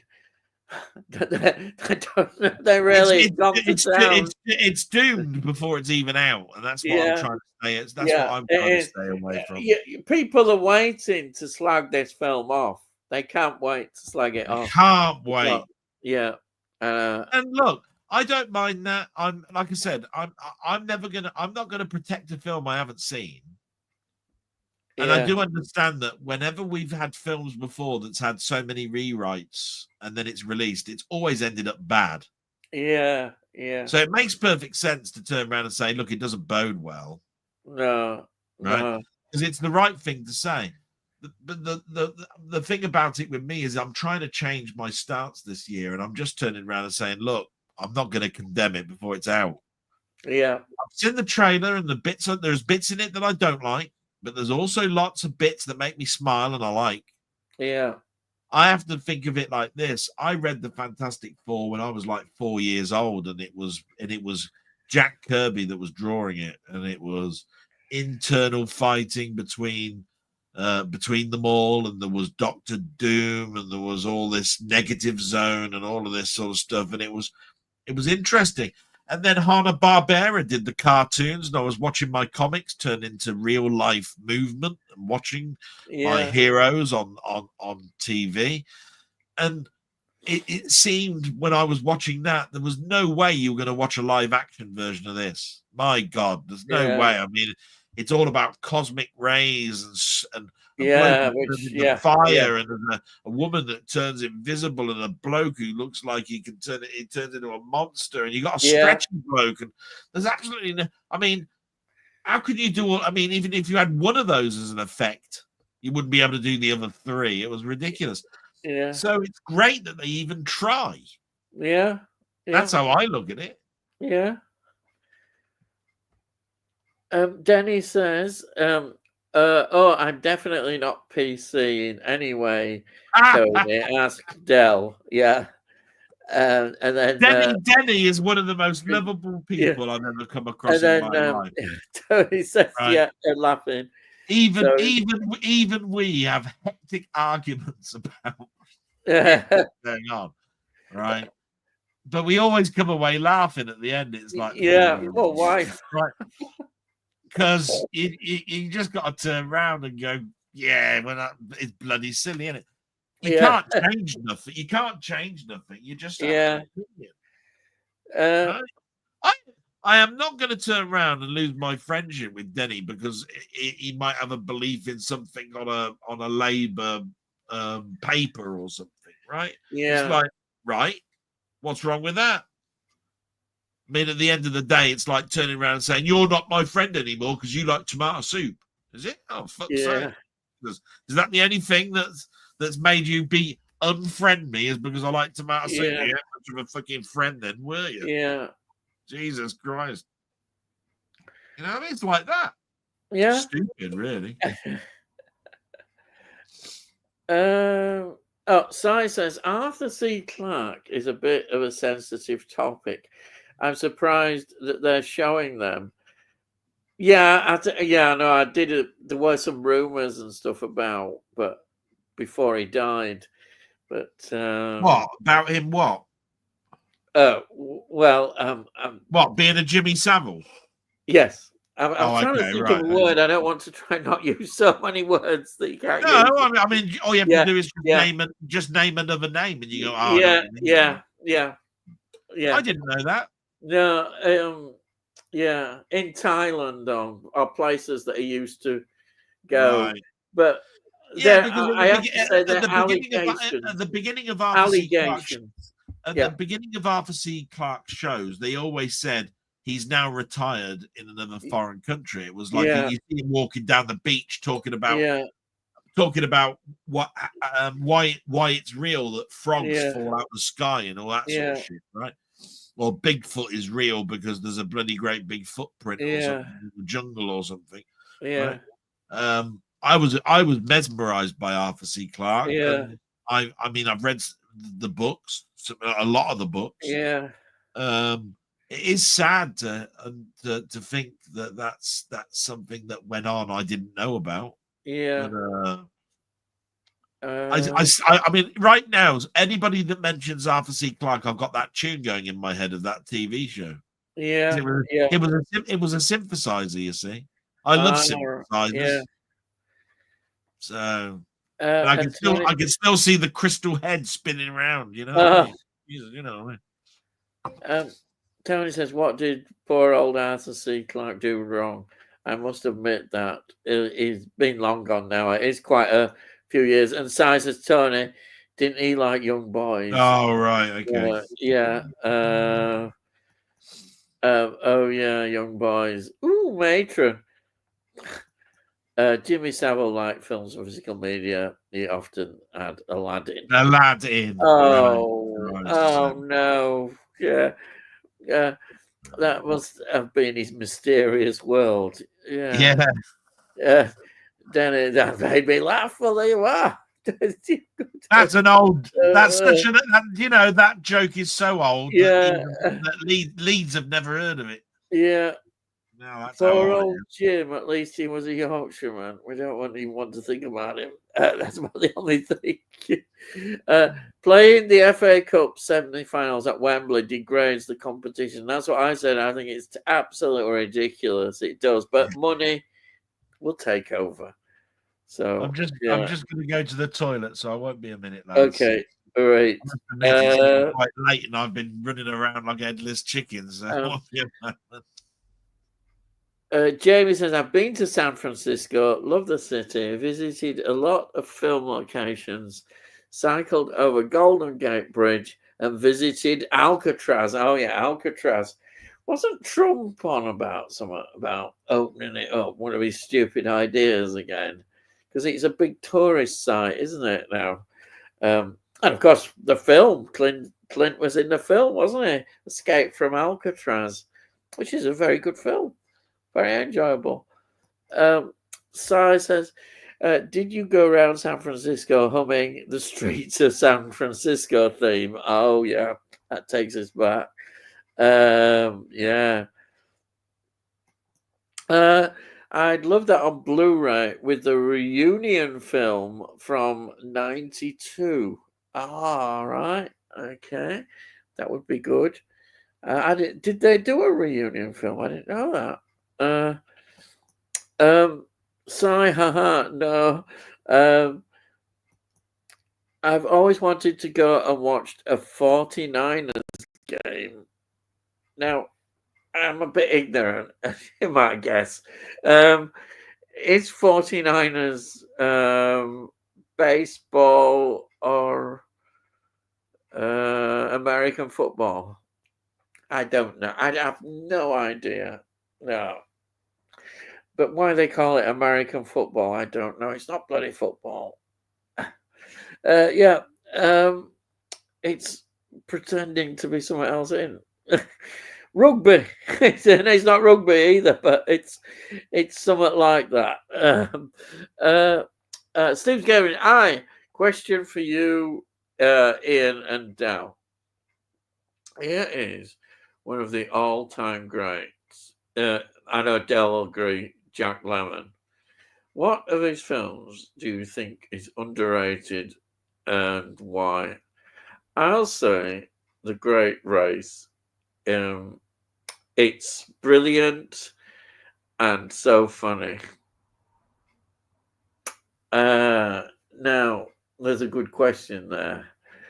Now, I saw a film with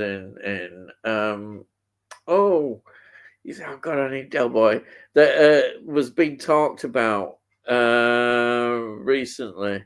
It had Al Pacino in and was quite a great cast. It repeats itself. And, this is what I mean. I can't remember the bloody title. I watched it. It was on the ITV one, ITVX, something. It was 2 words. You see, I can't think it. Um, but to be honest, I didn't go mad on them. Even though I had a great cast, I wasn't particularly that keen on it. Is it something more? You see, I can't think of it. Ah, terrible, absolutely terrible. Uh, well, anyhow, um, what films do I like? I'll tell you what. I like him in is Missing. Missing is a great film because I'm it's back. a political film. It's serious, and it brought a topic which I think of a lot of Americans weren't aware of. American support of the regime in Chile, and this film was very clever. What it did, it was able to make strong political points, but do it in such a way that it's a father looking, what has happened, why have they gone missing, and it was a film that always stands out for me. I know I haven't. I'll be honest, I've not seen that many Jack Lemmon films at all. Um, but that one, I know his comedy with what's his name? Oh, bogus! I'm having a terrible time today. I'm on my brain. I like seeing you suffer. Walter Matthau. Walter Matthau. They have this great partnership together. Oh But Christ, yeah. Missing always stood out for me as a film. I thought, well, this is real straight acting, and it's brilliant film. If you was to ask me what my favourite film of his is, it would be that. It's definitely Missing. It's so powerful. Yeah. And I remember at the time thinking, this is quality. It's a quality film. Yeah. So that's mine. Even though, as you say, it's not it's not one of the comedies. It's not a comedy, but anyhow, that's what I think. That's my opinion. What An underrated Jack Lemmon film? Let me think. Yeah, well, there's my one of my favorite films that I keep talking about, but nobody ever gets any traction on it. In fact, I've gone to the expense of buying it and sending it to friends and stuff, and they don't always agree with me on it. But Tuesdays with Maury Oh is yeah, you mentioned that. Yeah. is one of my favorites because he plays a person that's dying, and he tries to persuade his a person that he was teaching at school that how we live our lives is equally as important as how we die, and we should die with sort of like honor and remember ourselves as being something that we should be. In other words, it's sort of like a reverse It's a Wonderful Life in a way. He teaches him life lessons. Do you see what I mean? But it's very hard. I mean, I wouldn't disagree with The Great Race, because The Great Race is not shown anymore, but it used to be shown every bank holiday, and I used to love it. And it's Jack Lemmon trying to sort of like do a film that kiddies can watch, because most of his whole collection really of films are adult orientated. Even the comedies, I mean, there aren't many people that will watch The Apartment and Some Like It Hot and all of that sort of stuff. Missing is like what you were saying, an absolute fantastic film. Yeah. I mean, I love The Odd Couple, and I love The Apartment and all of that sort of stuff. And there's even Blink and You'll Miss Him in films like JFK. And we've talked about Glengarry Glen Ross an awful lot, The Fortune Cookie, and all of those. Save the Tiger is an Oscar-winning film. He plays a drunk, and he was a drunk himself, so that must have been incredibly tight for a film for him to make, being as he had to accept his own alcoholism when he was doing that film. Everybody knows how I love The China Syndrome. Yeah. You know, I mean, I've shown that cover of that of that. Yeah. I've had it as a background, and all of that sort of stuff. And even the later stuff, The Odd Couple, where he had a resurgence with Walter Matthau later on in his life, is just great stuff to watch. I think most people know is a lot of his films. I think you have to go back to the early stuff where he's on things like A Submarine, one of his earliest films, to talk about underrated. Because I raised this question the other day in a comment, and I can't remember what the comment was, but I was saying, what I said was, what is overhyped these days, right? Because I don't see much media attention on films anymore. Overhype seems to be coming from us as collectors and film enthusiasms because of YouTube. So I think it was about Sinners, actually. I think it was somebody the question about, I think Sinners was overhyped. And I said, well, I could probably agree with you. It's just that I don't remember seeing on terrestrial TV or on Sky, you've got to watch this film, it's brilliant, all of this sort of stuff. It's all come from people that have gone to the cinema and done a quick video at the end that said, oh, it's amazing, you got to go and watch it, blah, blah, blah.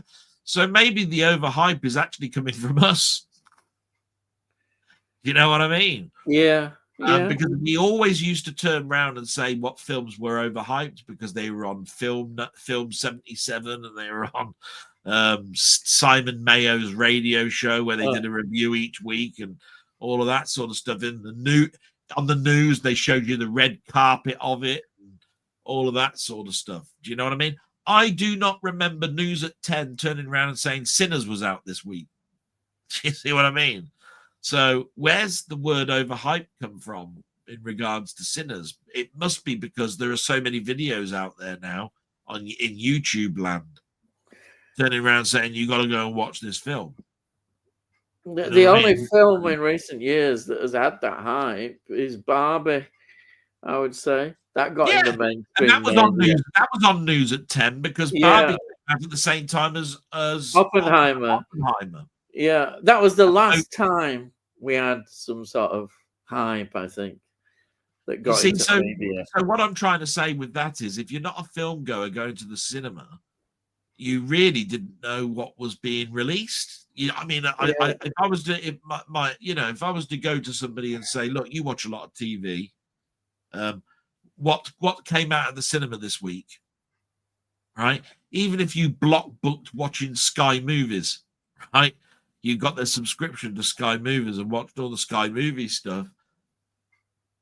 They do show the top 10 a lot. You know, what's the top 10 this week in the cinema? They do that in between films.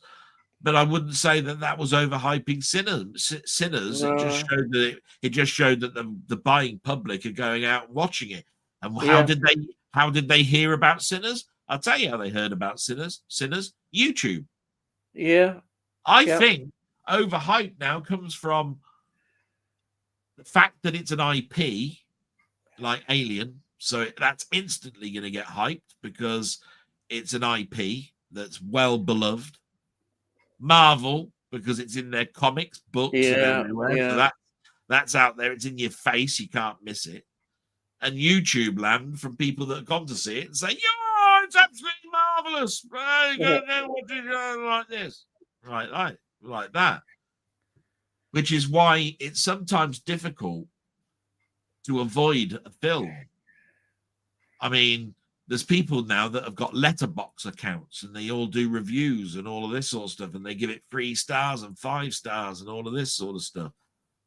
If you're in that, if you are like me and Ian and all of that sort of stuff, you can't miss a film that's not going to be coming out because we're so engrossed in websites like Letterboxd and YouTube, and our alerts are full of a 5-minute short or something on into the cinema, and I've seen this. Yeah, we get a lot of that. Yeah. So is it overhyped? Because if it is, we're overhyping it ourselves. Yeah. We're not. Yeah. So when something is what's underrated, well, those films that I mentioned were probably talked about a lot when they were first released. Some Like It Hot was. Some Like It Hot's been mentioned in the top 5 comedies of all time. It's, you whenever somebody talks about Tony Curtis and Marilyn Monroe, they instantly think, Some Like It Hot, or Married a Millionaire, or you see what I mean, because they're the quintessential Marilyn Monroe films. You see what I mean? When people talk about Walter Matthau and Jack Lemmon together, The Odd Couple is always one of the ones that's always mentioned. Yeah, that's the one that's always mentioned. So I mean, Yeah. but do people talk about The Odd Couple too much? Not possible, not really. It was a film that it was lambasted when it came out. They themselves, even though it was written by the same writer as The Odd Couple, said that it missed the point. It missed its glory. These people are old now. It's not got, people have moved on from that type of film, and so it was dead before it came out because people weren't watching those types of films. My point of view of it is, I've watched it 20 odd years later, and it's not The Odd Couple from that I loved in the 60s, but I tell you what, it's not as bad as what they were saying it was. It was actually quite nice because they were going to a wedding together. They were going cross country to get to this wedding because it was their sons and their daughters that were actually going to get married, and they don't like each other. And so basically being in a car stuck together with Felix and his bloody allergies and his fana and all of this sort of stuff, it's great to see them irritating each other again. It's nice. It's like putting on it's like putting on a pair of familiar gloves. Yeah. But I think it's interesting where we all see films. We do see films differently. It's like the one that I was going to mention is this Glenn Ross. I watched it on ITVX player or whatever it is. It's a brilliant film. And I thought it was overrated. Brilliant cast, fantastic cast. But but I didn't like the characters much. I didn't get into them. I thought they just taught it. And then I looked, and it is actually based on a play. And I thought, it's a play. The theatrical side was coming out, and this is why it didn't work for me at all. I thought, you've got a great cast, and I don't give a F about any of them. I didn't care about, and even Jack Lemmon, whose character you thought you might have a bit of sympathy for because of his predicament. I didn't care less. I didn't care less about any of the characters. Because there's such a good cast. There's a brilliant cast. It's very interesting you said that, but I've always turned around and said it's based on a play.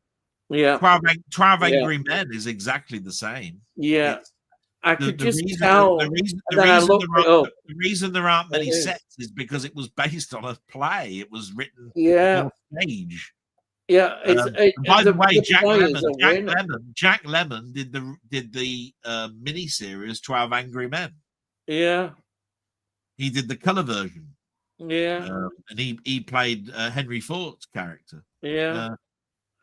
But Glengarry Ross, it is one of those films that I've not heard too many people turn around and say, I just didn't like it, I didn't get it, and all that sort of stuff. But I understand it. I understand it as well. It's a talky film.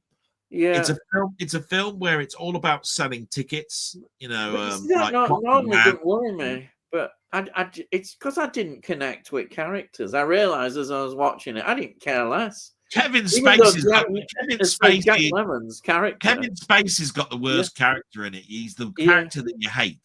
I didn't even hate him. I just didn't I wasn't bothered. It started to bore me actually by about 3/4 of the way through. I was really getting bored with it, which is bad. And I wanted to like it because I thought these actors are so good. They're great actors, but I just didn't feel right to me. I don't know. Glenn Ross will be in my top 5, and it always will be of Jack. Really? Wow. Isn't it funny how we all see films so differently? It's But fascinating the like I way we say, see films. maybe I saw it at a time where I just took it in and I went brilliant. Yeah, it's It's fascinating. it definitely wasn't at a time where Jack Lemmon was a character that everybody should go and see at the cinema. Yeah, yeah. You know, but I mean, did you like the film JFK? Do you remember Jack Lemmon in Oh, that? JFK, I Walter loved it. Mattau's in that. I love Walter, that film. I Walter thought that was a Mattau's great in that, film. and so is John Candy. Yeah, I absolutely love JFK because um, it told the story brilliantly of and it made you think. It was a film that made you think and think, well, yes, this has got a lot going for it. I know not everybody liked it either. They say it was too long and too many, short performances from actors and actresses, Yeah, But I loved it. It's funny that I absolutely loved JFK. I thought it was a brilliant film. I thought Costner was great. I thought he was absolutely, and again, he's not yeah. always a popular actor. A lot of people see Kevin Costner and say, He "Oh was on no, he was on a roll because of yeah." Untouchables and all of that sort of But stuff. So I thought it was a great film. But I don't understand why I just didn't connect with Glenn Ross. I tell you what, you're a little bit like people when I start talking about The Usual Suspects, because The Usual Suspects is another film that basically people say, oh, it's absolutely up here, but if you give it to somebody else and they watch it, they go, don't know what you're talking about. Yeah, None of yeah. these characters I gave a shit about. Yeah, that's It's it's really that's the awful. important thing in a film, isn't it? If you do not Yeah, connect with a character, with at least one character in a film, I think you're going to find a film is dead to you. yeah, Right, and it really is a character film because it's a stage play. yeah. This is it. It's that, and also I wondered maybe whether there were too many of these actors. Maybe I'd have felt differently if there'd have been lesser known actors. That's can be you kind of become disappointed when you see an actor that you really like. Al Pacino. I look, Al Pacino doesn't love Al Pacino, I but in mean, this, I I didn't. mean, I didn't love that. The Wolf of Wall Street is another character-driven Yeah. film. It's an experience. It's a big ride, The Wolf of Wall Street. Yeah, you know And what I one thing mean. you can say about that film, it gives you a And big, again, big ride. it's a bloke that was in Wall Street that then comes down and basically sets up Yeah. his own stuff about pink slips. I Again, was this exhausted is after that film. It's exhausted. this is all about pink slips and so forth. At Yeah. the beginning, It's, he I gets have, these yeah. people up. It's all about I can sell a That's right. biro You can to sell Eskimo. anything. Yeah. I can sell a biro to an Eskimo. That's what it Yeah. is. That's right. And then it's all about the drugs, and then it's Yeah. all about Yeah. corruption. Yeah. But the trouble is, I've actually known some people that I've said, "Oh, go and see The Wolf of Wall Street. You'll love it," and they've come back going, "What the fuck was that?" Yeah. Yeah. I can see that. I can see why.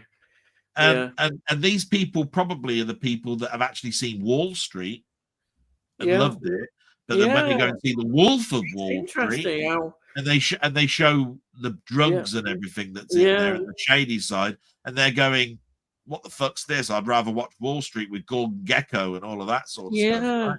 You say But I could say to you that Wall Street to me is a bit dry. It's a dry film. It's about, it's Charlie. Is it Charlie Sheen? I think it is, isn't it? Charlie Sheen. Being sort of like all gooey over Gordon Gecko and trying to be Gordon Gecko himself, and then realizing he's not. Is it Gordon Michael Gecko. Douglas? Yeah, Wall that's right, Street, Michael. is it? Yeah, It's Michael where Douglas. it's where the saying Yeah. "greed is good" comes from. and all Yeah, of that. that's right. Yeah, actually, he's quite good in it as well. Yeah, And he is pretty good. and Wall Street Yeah. had a follow-up, didn't it? It had a second Yeah. film. Yeah. But It's interesting how we see films and maybe how you like. It's because the way what I did, I heard everybody. It's been coming up as a film to watch, and then I thought, oh, look at that cast! What a cast! And so I was going in already with high expectations. Maybe my expectations were so high, and then when it got going, I thought, oh boy, yeah, this is it'll get better. I kept thinking, and it didn't get any better. And I did stay till end, but boy, was I glad when I'd got to end.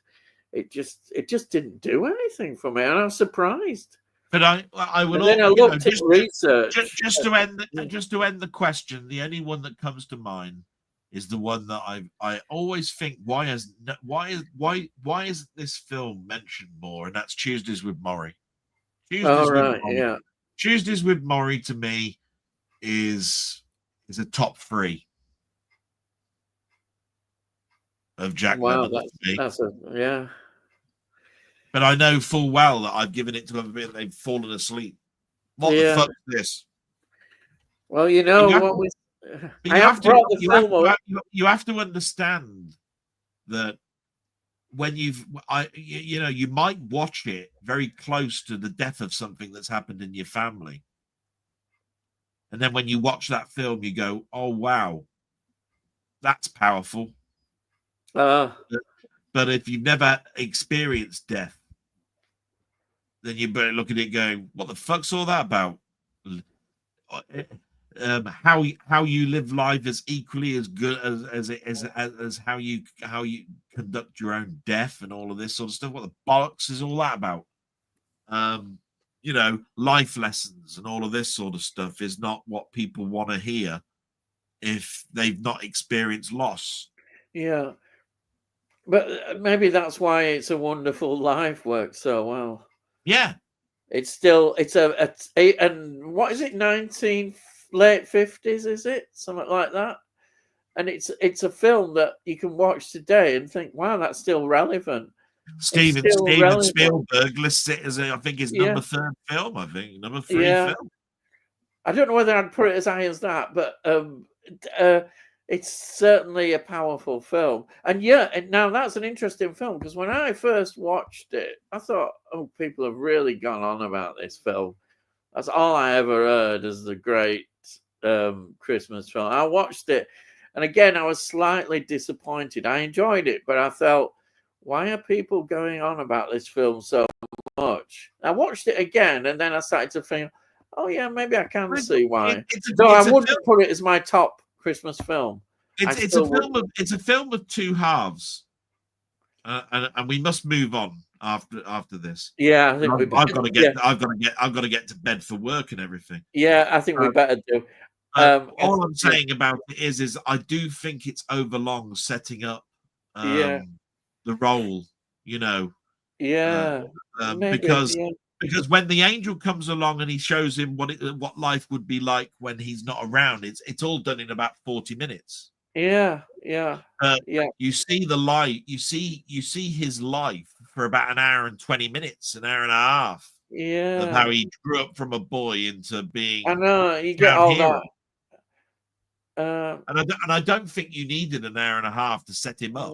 No, that's why. Yeah, I don't think it's the masterpiece that people. And I think that was what the big problem was when it was released. It was like, bloody hell, how long's this film? Yeah, and then it's got relevance because obviously we have to understand that you must always love life. Yeah, you must always love yourself. Yeah.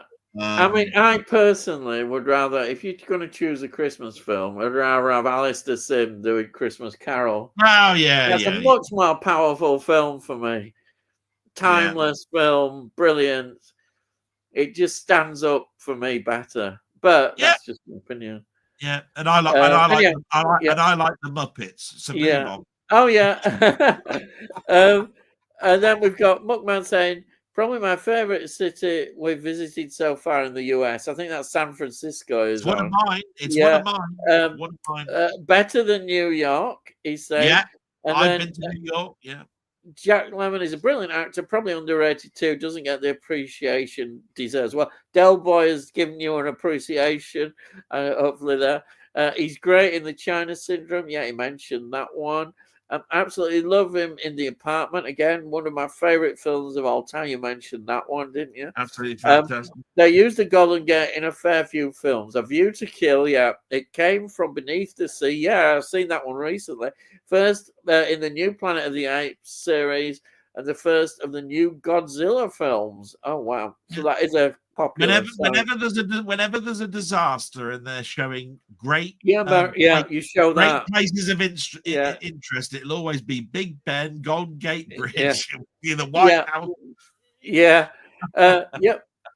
I also visited the hotel from Interview with the Vampire and the house in Vertigo. You had quite a tour then, didn't you? I've done a Yeah. tour of San Francisco, and Yeah. they show the house of Vertigo. They also show the street of Mrs. Doubtfire, because Oh, right. Yeah. that street has been used so many times because it's in it's in the actual Zodiac film and all Oh, sorts right. of stuff, Yeah. right? It's just famous. Yeah. There's some famous bits. They always do the route of Bullet. Yeah. All sorts. It's a really fun place to go, to be quite honest. Jamie says, think we looked at the shop in Dirty Harry, but don't think we found it. Oh, they were looking for that one. I've got a book called The Worldwide Guide to Movie Locations, which we use to find these places. That sounds a good reference book. Yeah. Denick, probably viewing figures are so bad is because the majority of programs are crap. That's a good, straightforward statement. There is a barometer for me regarding figures, not to the extent they were, but they do make up trends. Yeah, interesting. I just always look at it that there's too many ways to watch something now that you just can't do it. I mean, have they actually totaled up the amount of people that downloaded it as a torrent? Yeah, exactly. You know what I mean?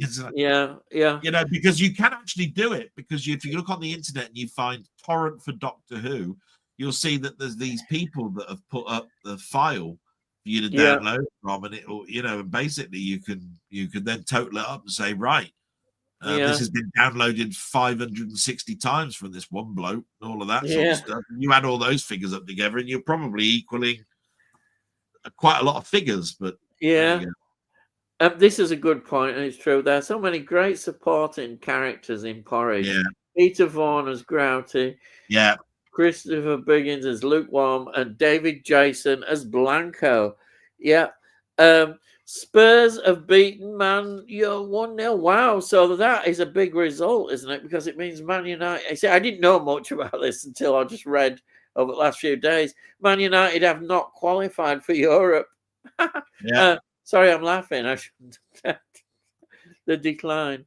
Hey, Leeds. Yeah.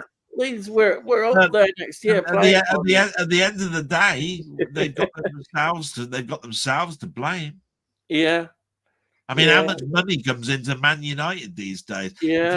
If you haven't got the right manager and you haven't got a team, they've been like this, haven't they, for a few years. You can't base a team on individual talent. They got to gel. Yeah. And Jamie says, good. Sad George died this week. Yeah. We watched 5 episodes of Cheers tonight in tribute to the great man. Yeah, he was a big character in that. He looked unwell when they did some reunions. Yeah, he came on the stage, and it took him an absolute age to sit down and all of this sort of stuff. I mean, he was a big bloke anyway, wasn't he, George? It just came through today, didn't it, that he died? I mean, Norm will always be a character. Yeah, not watched season 2 of Last of Us yet. Oh, that's a reference to that other bit. Frank Cole, hello, Frank. Ian Dell. What UK comedy sitcom is your favourite? Oh God, what question? It's probably Only Fools and Horses. That's why I've got Delboy there. I always wanted to be Delboy. Yeah. I like Delboy because he was quick-witted. He was always out with a line, even if it was the wrong type of line to use. You know, he'd get the foreign language bits all wrong, but you know, there's so many sort of like quick-witted lines. You know that there was a famous one, I think, where it was called Friday the 14th. You know, and a helicopter went over, and he said, you know, and the murderer that was inside the house said, "They're after me." He said, "No, it's just Barrett's." Yeah. right? Because that's the famous helicopter from the Barrett's adverts. You know, and I'm just going, how quick-witted is that? It's like, Jesus Christ, you know, I could never be as quick thinking as Yeah. that. And that's because he's a barrow boy. Yeah. And he lives on the streets and he's selling on the seat of his pants. And he had to come up with all the jive that you get with street sellers, you know. I'm even going to throw in a Kylie Minogue CD and all of this sort of stuff with the heat warming hands of the Thermomatic, whatever it was, and all of that sort of stuff. That's what they do. I remember going to markets and there'd be people there selling silver-plated knives and fork sets in briefcases and all they wanted was $5.99. And my dad used to be about to say, silver-plated $5.99. Who in their right mind's going to be buying this? And this bloke had about 1 million of them all stacked behind him. You know what I mean? And that's what Delboy was. Yeah. And it's funny just thinking of that. But anyway, we better move on. What's your favourite UK? I'll be quick. Porridge, is it? Steptoe and Son. What a show. Yeah. It's a very difficult one. I think the UK has probably got the... Do you know what? I'd even go as far as saying I think the UK has come out with more top of the line sitcoms than America ever did. And they'll turn around and say, what? The Mary Tyler Moore Show, Rhoda, all of this, Cheers, Frasier. And I'd be turning around and saying, look, for each one of those that you're talking about, I can say the Likely Lads, Steptoe. Exactly. If you're talking about things like Man About the House, you nicked that from us. Steptoe and Son for you is Sanford and Son. If you're turning around and saying Sanford and Son is a top comedy over there, you nicked it from us. Yes, and ours is much better. It just is. Yeah. So, you know, I will turn around and protect the fact that I think we had the much better writers, much better sitcoms. I must admit, I nearly said Sorry. I do love Sorry such a lot. Maybe not everybody. Sorry's an obscure one, isn't it? Because I tell you what it is about Sorry, right? It ran for many years, and each time I watched it, I was going, I don't know why I'm watching this because it's shit. But actually, everybody remembers the music, and there's the language, Timothy, and all of that stuff, all the catchphrases. You've got the Ronnie Barker quirkiness. You know, he used to do his monologue, and he used to go off in tangent with all this sort of stuff. And to be quite honest, I watch it when it's on TV, when they rerun it. And it is on Freeview TV, and I don't know why. I really am lost, but we better move on. I'm just saying, you know, I will admit, Sorry is great, really. I love it. Yeah, I think the Librarian connection did it for me as somebody who was a librarian. It just perfect. Frank Holden saying hi. Evening, Frank. Tony. Yeah, and Ronnie Corbett is. I just love Ronnie. It's Corbett. Really great to see Frank Holder here. He comes in every week. Yeah, we need that. I never knew that Norm died. Yeah, it's today. It's been announced. Yeah. I couldn't stand Keeping Up Appearance as Hyacinth Bucket. I didn't mind it. I found it quite funny, actually. Sorry. Bouquet, wasn't it? Yeah. And me too. Hate that program, says Frank. And yes, bless this house is so boring. Even Sid James couldn't save it. Oh, crikey, that's controversial. Well, that's something where I'll turn around and go, do you know what? I think it was a TV show of its time. I looked at Sid James when I was watching that show because I was a child. Yeah. As being like my granddad. It was like, oh, isn't it great if you had Sid James as dad and all of this sort of stuff. Yeah. I never understood where he went for he worked. All I saw was that he had a wife that was, I thought he was punching above his weight, really. Yeah. All those wrinkles on his face. Yeah. But I like the fact that he laughed in like he always laughed in the Carry On film. Yeah, all that's this sort of stuff, right? and he loved his neighbor, and he used to get pissed, and they used to go fishing and all of this sort of stuff. Yeah, he'd always be up to tricks, wanting to do things behind the back, Yeah, and you know, all that. It's a typical you know, comedy tr- situation, isn't it? you know, trying to make wine in the or sherry in the bloody shed and all Yeah, of this sort of stuff. yeah, It's. I mean, take it like this: if you don't like Bless This House, don't watch Terry and June, because I yeah, tell you what, there's a bloody big difference between Bless This House and Terry and June, and Bless This yeah, House will win every bloody time. yeah. Oh, there we are. Um, and then Tony says, "I love keeping up appearances." Richard, yeah. Same Tony. Um, Bless This House outstayed its welcome, I think. Better if they'd have done a couple of Yeah, series. it possibly could be Yeah, something that. I mean, how many seasons was there of that? 8, 9. yeah. I think the bloke who directed or produced it. Do you know what?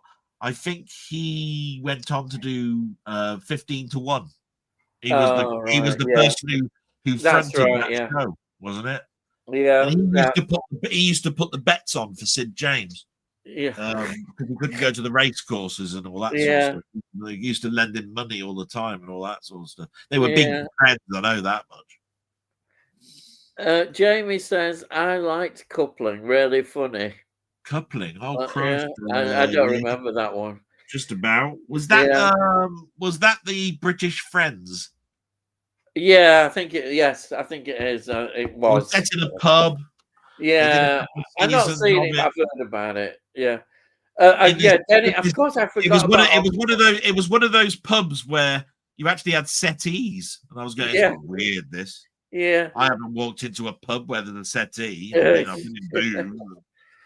um, Denny says on the buses I could watch Yeah, all so day. could Yeah, of I. course, on Yeah, the buses. Um, and I really enjoyed the first 2 seasons of Coupling. Once the Welsh guy left, it went I downhill. might be wrong. I might be wrong Yeah, in coupling. I can't quite remember, but I yeah. do remember that the British tried to do a Friends, and it was bloody All awful. right. Well, I didn't Agreed, like Denny. Now get that bus out, Butler. it. Uh, I'll get you, Butler. yeah. The follow up, Don't Drink the Water, is bloody awful. Yeah. Um, the films are fantastic too. Always great to watch. Bank holidays. And they're Hammer films. I always like to say that. Everybody knows that now. Shall I tell you what they're showing at the moment, right? They're showing In Loving Memory. Jesus Christ. You want to see something that seemed to run for years? In Oh, Loving right. Memory is Yeah. one of them. I'll tell you Oh, that. The funeral business, bloody oh hell! dear. Write a comedy about the funeral business, even Oh, on a well. piece of paper. That sounds a bad joke.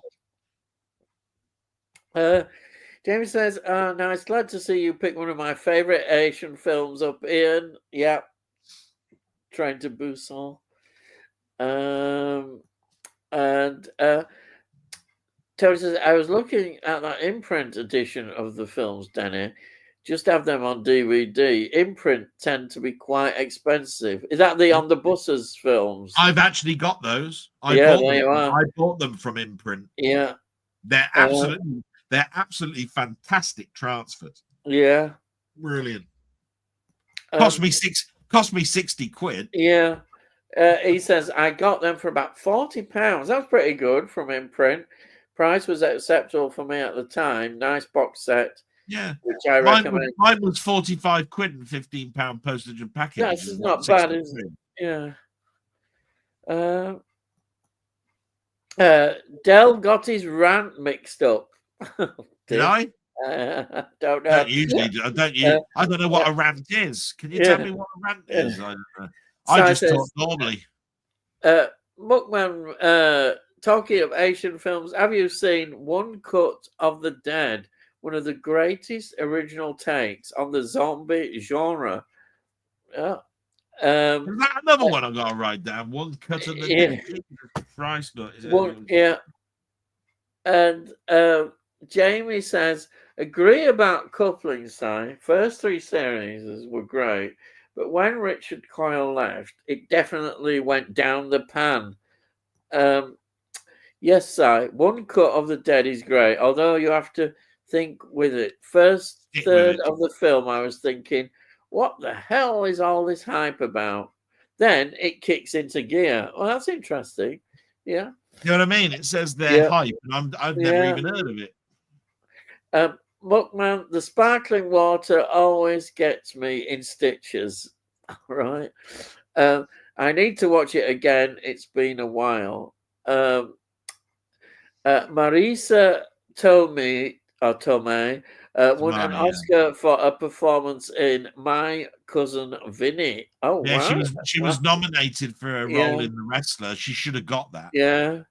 Um, she also won My Heart. That's Oh, because she's right. bloody gorgeous. I'll tell Yeah, you what, if she turned around and said, Del, come with me to the you bedroom, would. I'd be going, too Yeah, bloody right on there. yeah. Jesus Christ, you know, I mean,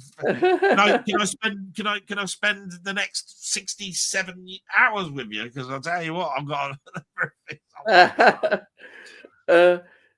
Brilliant comedy. As Ralph Macchio from Karate Karate Kid, Kid, yeah. Fred Gwynn is the judge, I think. Fred Yeah. Gwynn.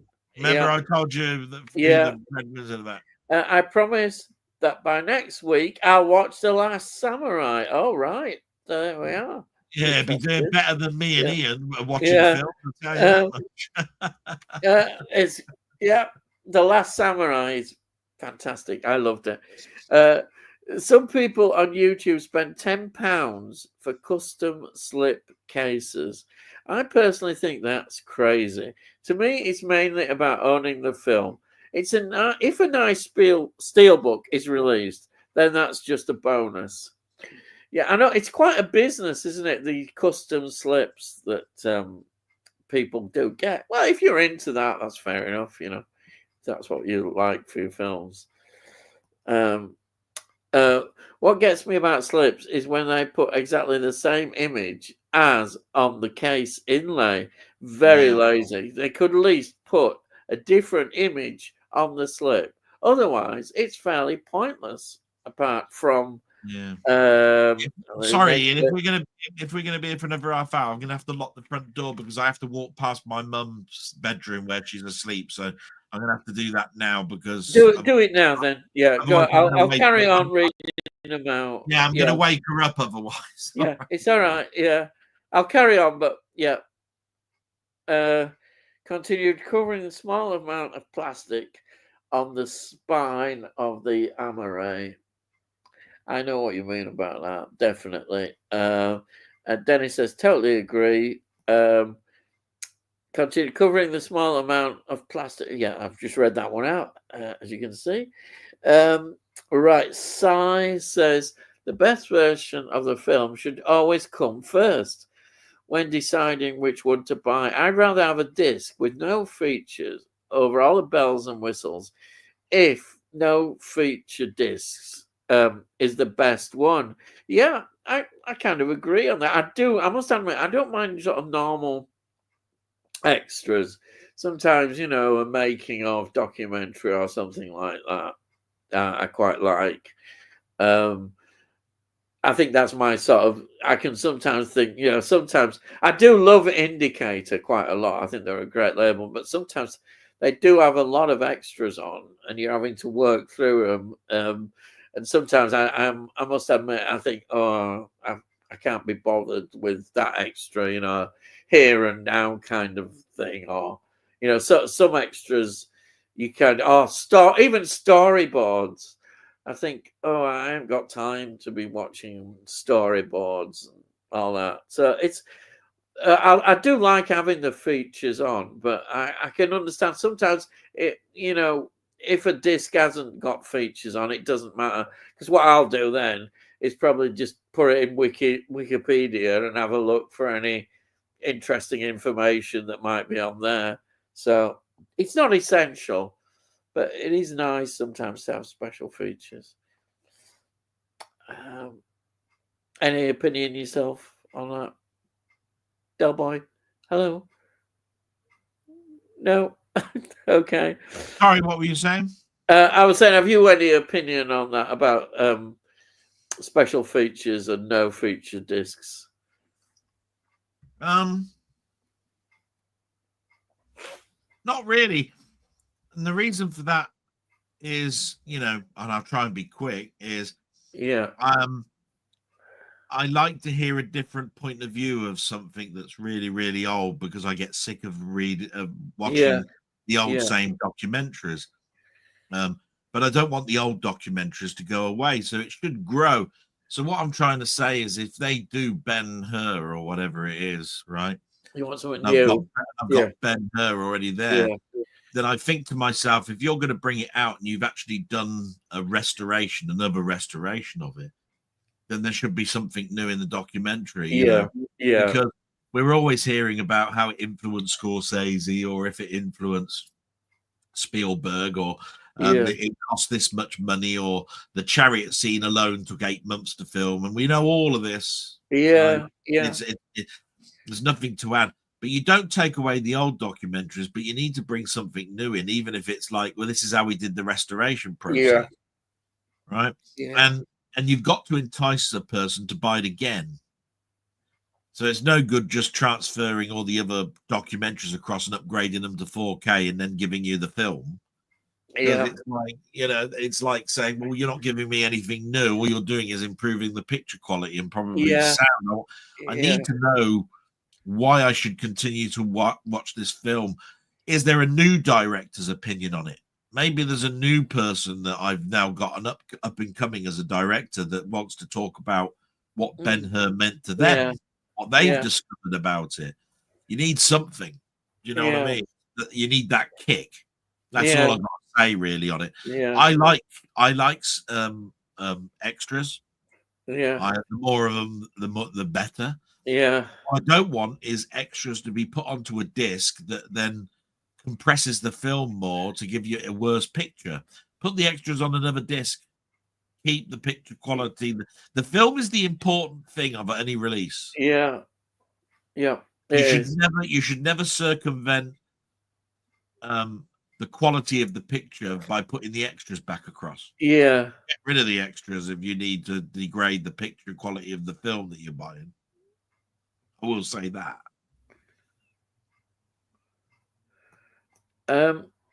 So Tony says, I'd never pay any extra for a slip, but equally wouldn't throw them away, as I've seen some do. I agree. I think that's me, really. Yeah, I don't throw them away. No, I wouldn't do that, never.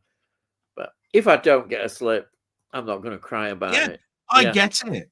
At the end of the day, there are many people I know that the slip is one of the most important things in their purchase.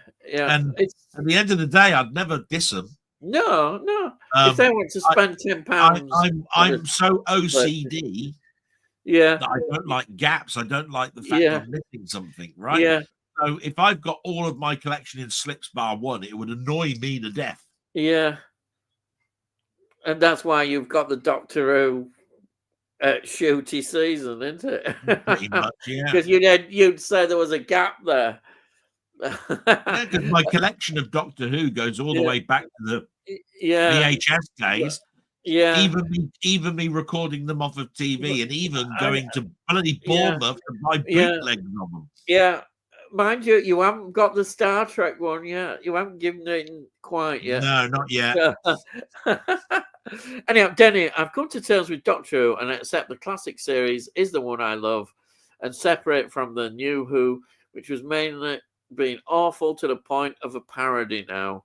You know, I always say that in my reviews of Classic Who. I just think Classic Who, when you watching it like I've done each week, watching an episode, watching a story, then you realize how good it is, Classic Who, and no matter what new Who has done and brought, it's not the same. It hasn't got the charm. It doesn't matter about monsters being 50 pence to create. It doesn't matter all that. You know, you can have all the wonderful CGI in the world, but if the stories are crap and people are not in it enough to love it with the actors and everything, then Classic Who all the way. That's just my little action. Anyhow, I better go on. We'll be here till Christmas. You see, I don't even watch the Christmas special. I used to love the Christmas special. I used to love it. I'm the same as you on that, Tony. Yeah.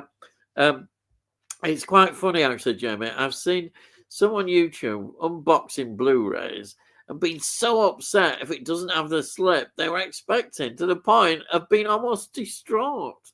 A bit extreme. I know what you mean. I've seen it. Yeah, they do. They start nearly crying or getting all angry. And hello, Road Gent. Good evening. Good evening. Hello. Yeah. Haven't And seen that picture before. Sorry. yeah, But Tony says, nice to see you here. yeah, it is. Yeah, if you're still here.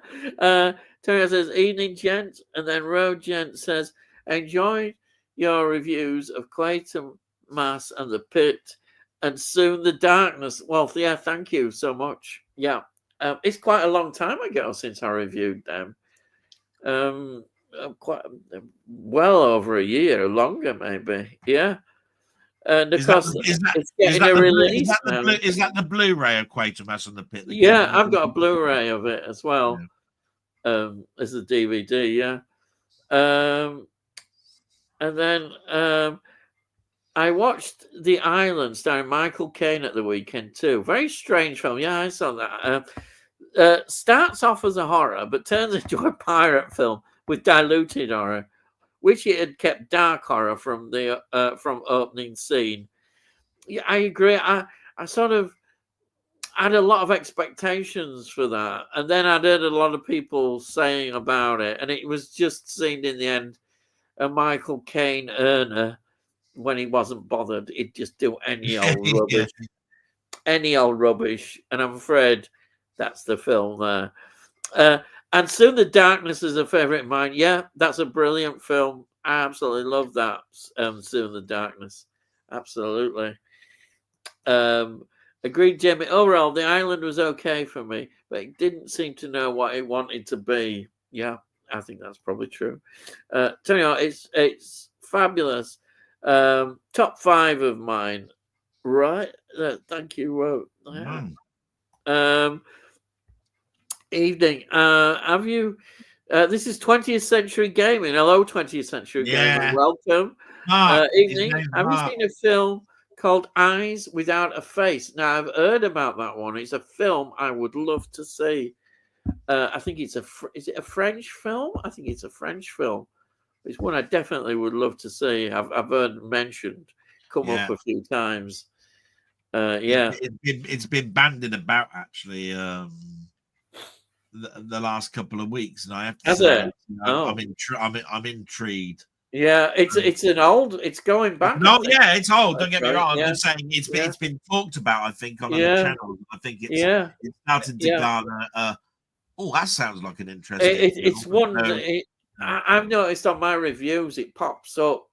There's a lot of people who mention that about Eyes Without a Face, and it's quite an influential film. I think it's one of these films that influence people. 4-3 is a normal TV square, says Road Giant. Yeah, that's ratio. Right. With regard to TV Swedish series, I think the TV screen version is the only one they're initially releasing. It's the one I'd go for anyway, I think. Yeah, I get that. Totally. I've got Eyes Without a Face, but not watched it yet. Oh, there. It's supposed to be excellent. It is. It comes up. As I say, I'm intrigued with it, definitely.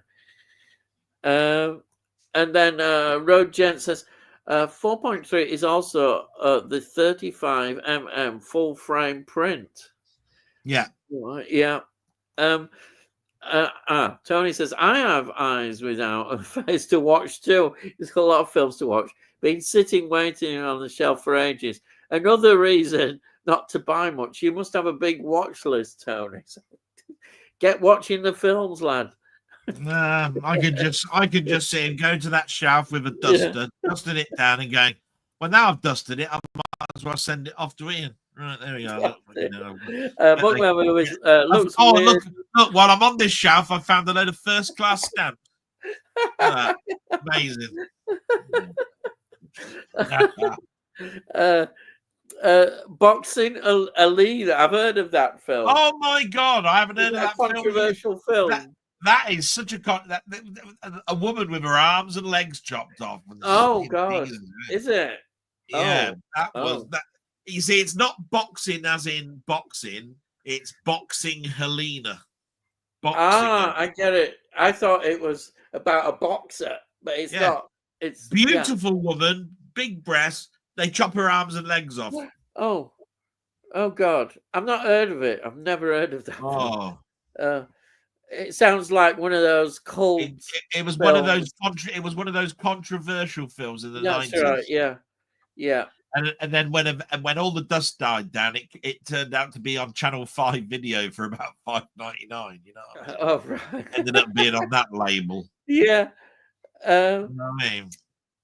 Rogue Gent says Sweeney has the weirdest neckties. The widest neckties. The widest neckties. The widest. Yeah. No. Well, they do. Look, they are wide, aren't they? Then when they fill up a hole. Biggest bloody flares in the history of television, I should think, as well. And Tony says, "Oh, love those flares too." Yeah, you gotta love the flares. I don't know how they ran down the street with them things. We were tripping over them. Oxford bags. They were out here. Do you remember Oxford bags? Oh, yeah, man. They're ridiculous. Drinking scotch at lunchtime. Yes, that's what they did. Yeah, of course. Everybody drinks, don't they? I have seen the Sweeney. I was commenting on Danny not seeing it. Oh, right. Okay. Yeah. Laugh out loud there. Hello, Mark. Danny says, 20th century game. Oi, Denny. 49ers is in American rugby. Thank you. I didn't know that. So it's their American football game, is it? Yeah. 49. I've heard the name 49ers, but I didn't know what it was. If you talk about baseball, it's they usually have names like White Sox and things like that. When you talk about football and rugby and that, they usually have numbers like 49ers and that sort of stuff. They do have names, don't get me wrong. I'm just saying that, that's how I usually differentiate. That's it. That Glenn Ross, that's what he remembers. Well, I couldn't think of it. My brain had gone again. Tony says missing would be about the Pinochet regime. That's it, in Chile. And I think when he was kicked out of office, Thatcher gave him refuge. Yeah, that's spot on. I remember that in the big news story. He was a bad dictator, evil sort of character. And of course, Mrs. Thatcher says, "Oh, why don't you come here?" Ian doesn't like Glenn Ross. I'm unsubscribing. Well, there you are. I'm sorry. I just didn't get it. I haven't mentioned that other film. daily occurrence on my channel. See how much that affects you. Don't mention 2001 Space Odyssey. Yeah. Laughing. I can't unsubscribe. I'm already asleep. Oh, thank you. I'm glad we have that effect on you, Tony. Yeah, all right.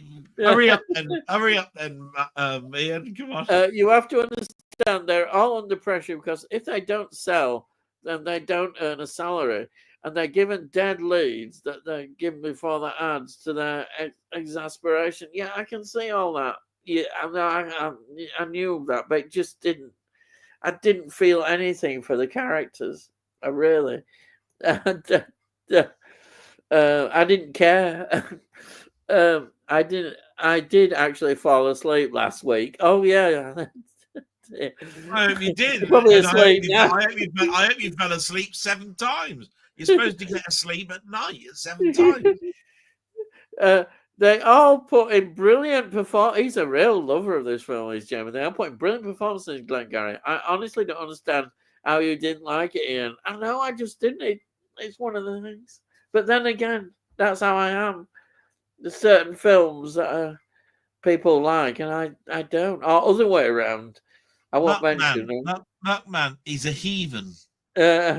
He There are doesn't certain like other films. 2001. He doesn't like 2000. He doesn't like It's Rocky. overlong, overblown. He Um, doesn't like Rocky. He doesn't like Glenn. I mean, for God's sake, the man's a heathen.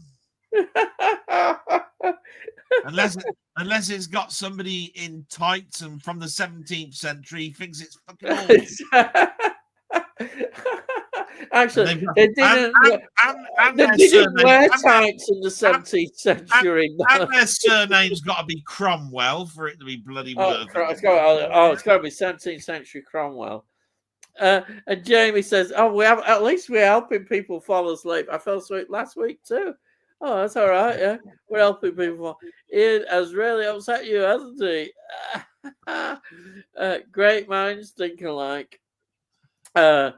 Not really. Each to their own. It's not my loss. Well, it's not my loss either. I'm quite glad that I've not spent any money on the blooming thing. That would be terrible. Gonna go to bed soon.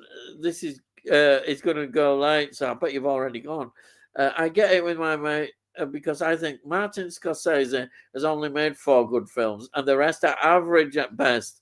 Some are even bad, in my opinion. Yeah, good. Keep up the unpopular opinions. I like it. Oh yeah, because I mean, at the end of the day, I mean, you can't have a director that does 10 films and all 10 are at the top. Yeah. Right? There's got to be something about it that you don't like. Even Spielberg has hardly made any bad films, but even he has made films that haven't been as good. I mean, I think Jim Jam turned around and said that he'd picked up this week for 20 pence the film that Scorsese made about Dylan. Oh,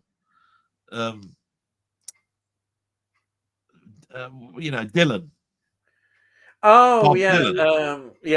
Yes, he did. He made one on him. Yeah. If you don't like Bob Dylan, you're not going to like it. Are you going to turn around and say, it's a Scorsese film? Of course I bloody love it. You're going to say it's awful. It's about Bob Dylan. If you don't like Bob Dylan, it's going to be the most boringest film you're ever going to come across in your life. So I always look at it that Scorsese can't have made every film a classic and brilliant because not all of the subject matters that he does are going to be equal to your own. Yeah. So you're not going to have the same affection for them. Yeah. He did a spate of doing gangster films and all of that, everything with gangster film, and that's great. But if you don't like gangster films, you're turned off. Yeah. You'll be turning around saying, why do you keep mentioning this guy? He does all I've seen is films where he's bad mouthing everybody, they're all swearing, people are getting knifed left, right, and center. What's the fun? Where's these films coming from? They're a bag of little shit. Yeah, every great director has made some bad films. Hitchcock. Hitchcock, everybody would say it, but you could point at some of Hitchcock films. Oh, Christ. To Spielberg. As I say, Spielberg I rate as somebody who has hardly made any bad films, but even he has made some that are not quite as good. But some directors. I'm not a big fan of The Color Purple. Is that a Spielberg film? Yeah, that's a Spielberg. Yeah, but I understand why people love it. Yeah, I've bought it. I've watched it. I think it's a good film, but it's not really my. I don't class it as Schindler's List or Jurassic Park or exactly Jaws or. Always people don't like as much, do they? Did he do Empire of the Sun? I think no, I can't remember. Yeah. Let's see. I know it says. Can you remember which 4? Oh, here we are. Raging Bull, Goodfellas, Cape Fear, and Casino. They're the 4 that I like. Oh, so you straight on. They're just the 4. Right. And Si says, I hate Wolf of Wall Street with a passion. Like I said, it's divided. Yeah. It's divided. Yeah. And he said, No Taxi Driver, Shutter Island. I love Shutter Island. I think Shutter Island is, wow. I really put that up there as one of my favorites. Definitely of his. It surprised me. I was just so, when when the film, it really got me. I didn't know anything about it. I didn't know the twist in Shutter Island. That's what made it so great for me. I thought, wow, that is something special. And then he's saying The Irishman. Well, I bought you that, didn't I? I think the problem, if there is a problem with The Irishman, is simply it's too long. It's very long. It's too long. He could have done it got a bit self-indulgent, I think, in places. There's a lot of good things in it. If I remember rightly, on Netflix, it was shown in 2 halves. They did it in 2 halves. Yes, yeah. It is rather long. And when it came out on scenes that seem when it came out on disc, they joined it together. It did seem ponderous in some places, and I think that was its weakness. What it needed was somebody to come in and edit it. If they'd have edited that together better, I know he wouldn't have liked it, Scorsese, but an editor was ruthless. Could have made that into a better film than it was. It just needed. It just went on too much in some places. He said, "Oh, I love Shutter Island. It's one of my favorite Scorsese films. The ending blew me away. It did me. I didn't know anything about it. It was totally blind watch. That. Hey, shall I piss him off? Oi! What's this nonsense about spoilers, you bastard? Keep your bloody appearances up. I don't want to know the ending's going to blow me away. You give it all this spoiler shit. Not really. Not really. I'm joking. Taxi Driver to me is a bit like Ian with Glenn Ross, overhyped. I felt as if I was expected to love it, no questions asked. I understand that song. I do love it, but maybe it is one that people point out and have gone on and on and on about. No, yeah, I'll tell you the worst offenders of that, right? It's people that go to film study class and they basically say, right, we're going to study the classics. Yeah. And then they go and put something like Taxi Driver in the classics. Yes. And then basically they dissect it and say, oh, Martin Scorsese did it this way and that way and all you this. You are right. And that's why Citizen Kane is always at the top. And I've looked at Citizen Kane, right? I've watched Citizen Kane and I've gone, and? Yeah. Totally agree. Rosebud and all of that sort of stuff. And I'm going, you know what? The amount of times people have told me what a film that is, and I've come away going, what? What would you watch? Yeah. Totally agree. Yeah. That must be the most dissected film ever in the world. I think you're spot on actually with this film school mentality.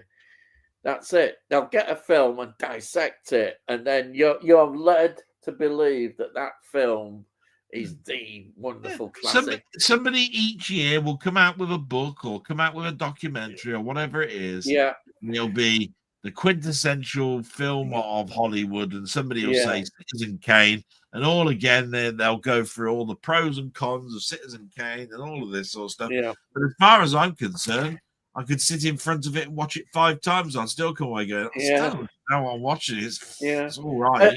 The same they do with 2001 Space Odyssey.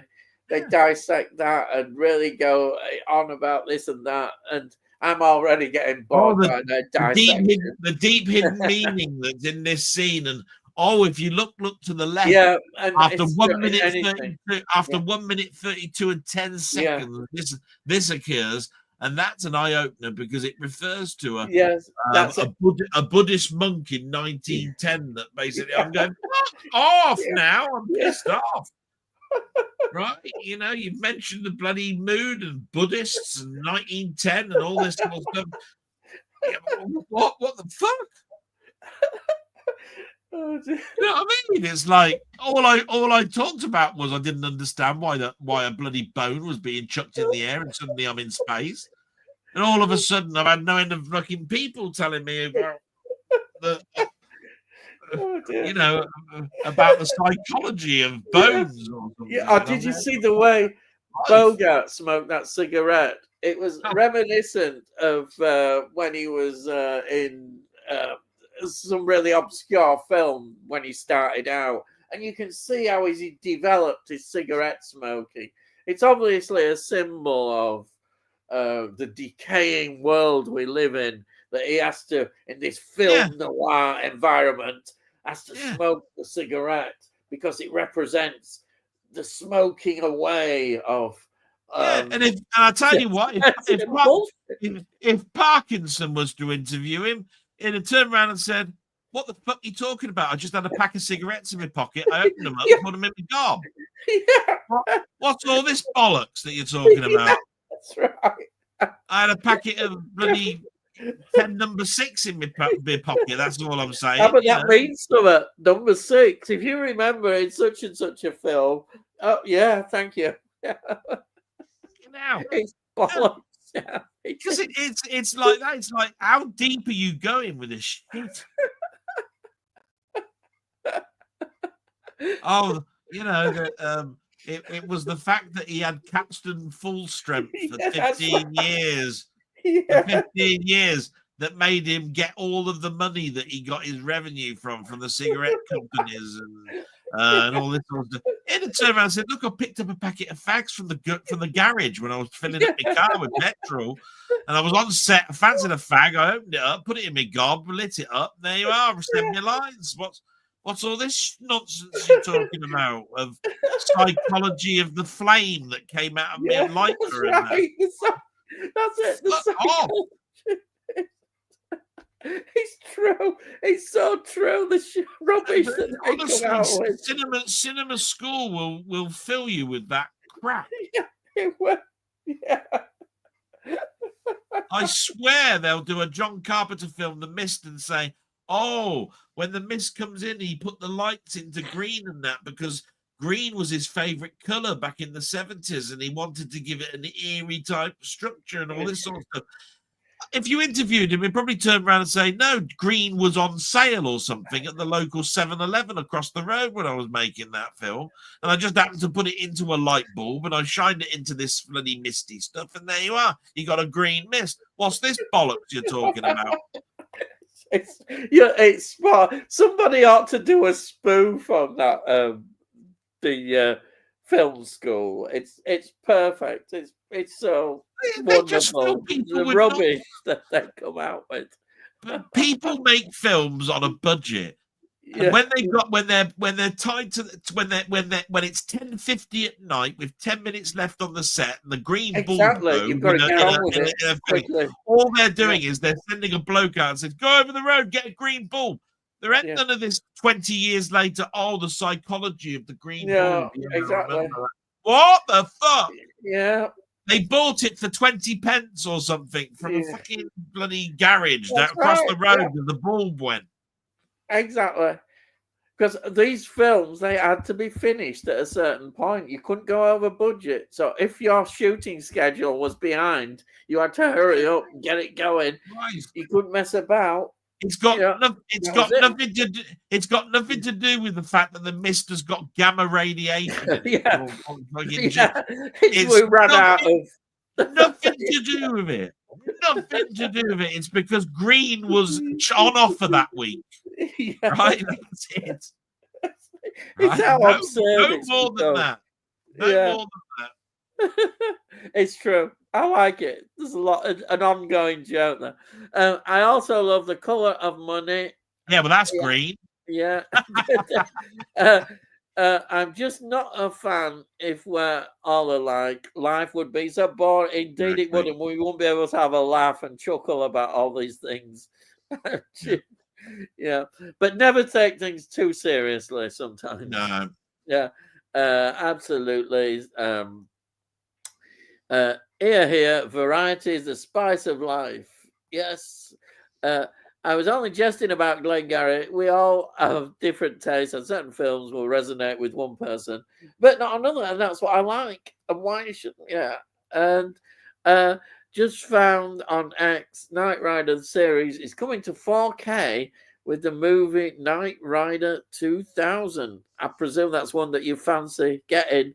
Knight Rider. Well, I mean, I used to love it as a kid. I've watched it a million times on reruns. Yeah. I've got the box set as DVD. Yeah. I think I bought it on Blu-ray. Can't remember. The trouble with it is that it was filmed. I don't think it was filmed on film, which means it was done on video. So how would the upscale to 4K be? Yeah. The Sweeney was done on film. It was Yeah. because that's what when they did out broadcast, all that was. So I worry a little bit about that. Yeah. That's all. It's put picture on Dell's Discord, so you can see it there. And then we've got Tony saying, "Good night, all. Thanks. Good night, Tony. And thank you as always for being here and doing your job." Bye, you bastard. Piss off. Go on. Thank you so much. Who gives a shit, you miserable bastard. And Sai says, "Nighty night, guys. Great stream as always in and Delboy. Thanks for this evening's entertainment." You're welcome, Sai. Thank you. Sai, absolutely wonderful to have you here, you little shit. Now piss off. And that's it. Yeah, we've got here. We're at the end at last. And thank you, everyone. 10 people at the moment. We're still in. It's just gone down to 8. Everybody's going quickly. But thank you, everyone. And thank you, Delboy. Thank you as always. And so let's just say our farewells. And Denny's saying good night, guys. Oh, and it's good night from me. And it's good night from him. Good night. That's what they used to say, wasn't it? But my salute is always salute from Frankie Howard. Thank you very much, guys. Lovely to be here. Thanks very much for all your support. Brilliant. And all I've got to say is, I'll see thee again.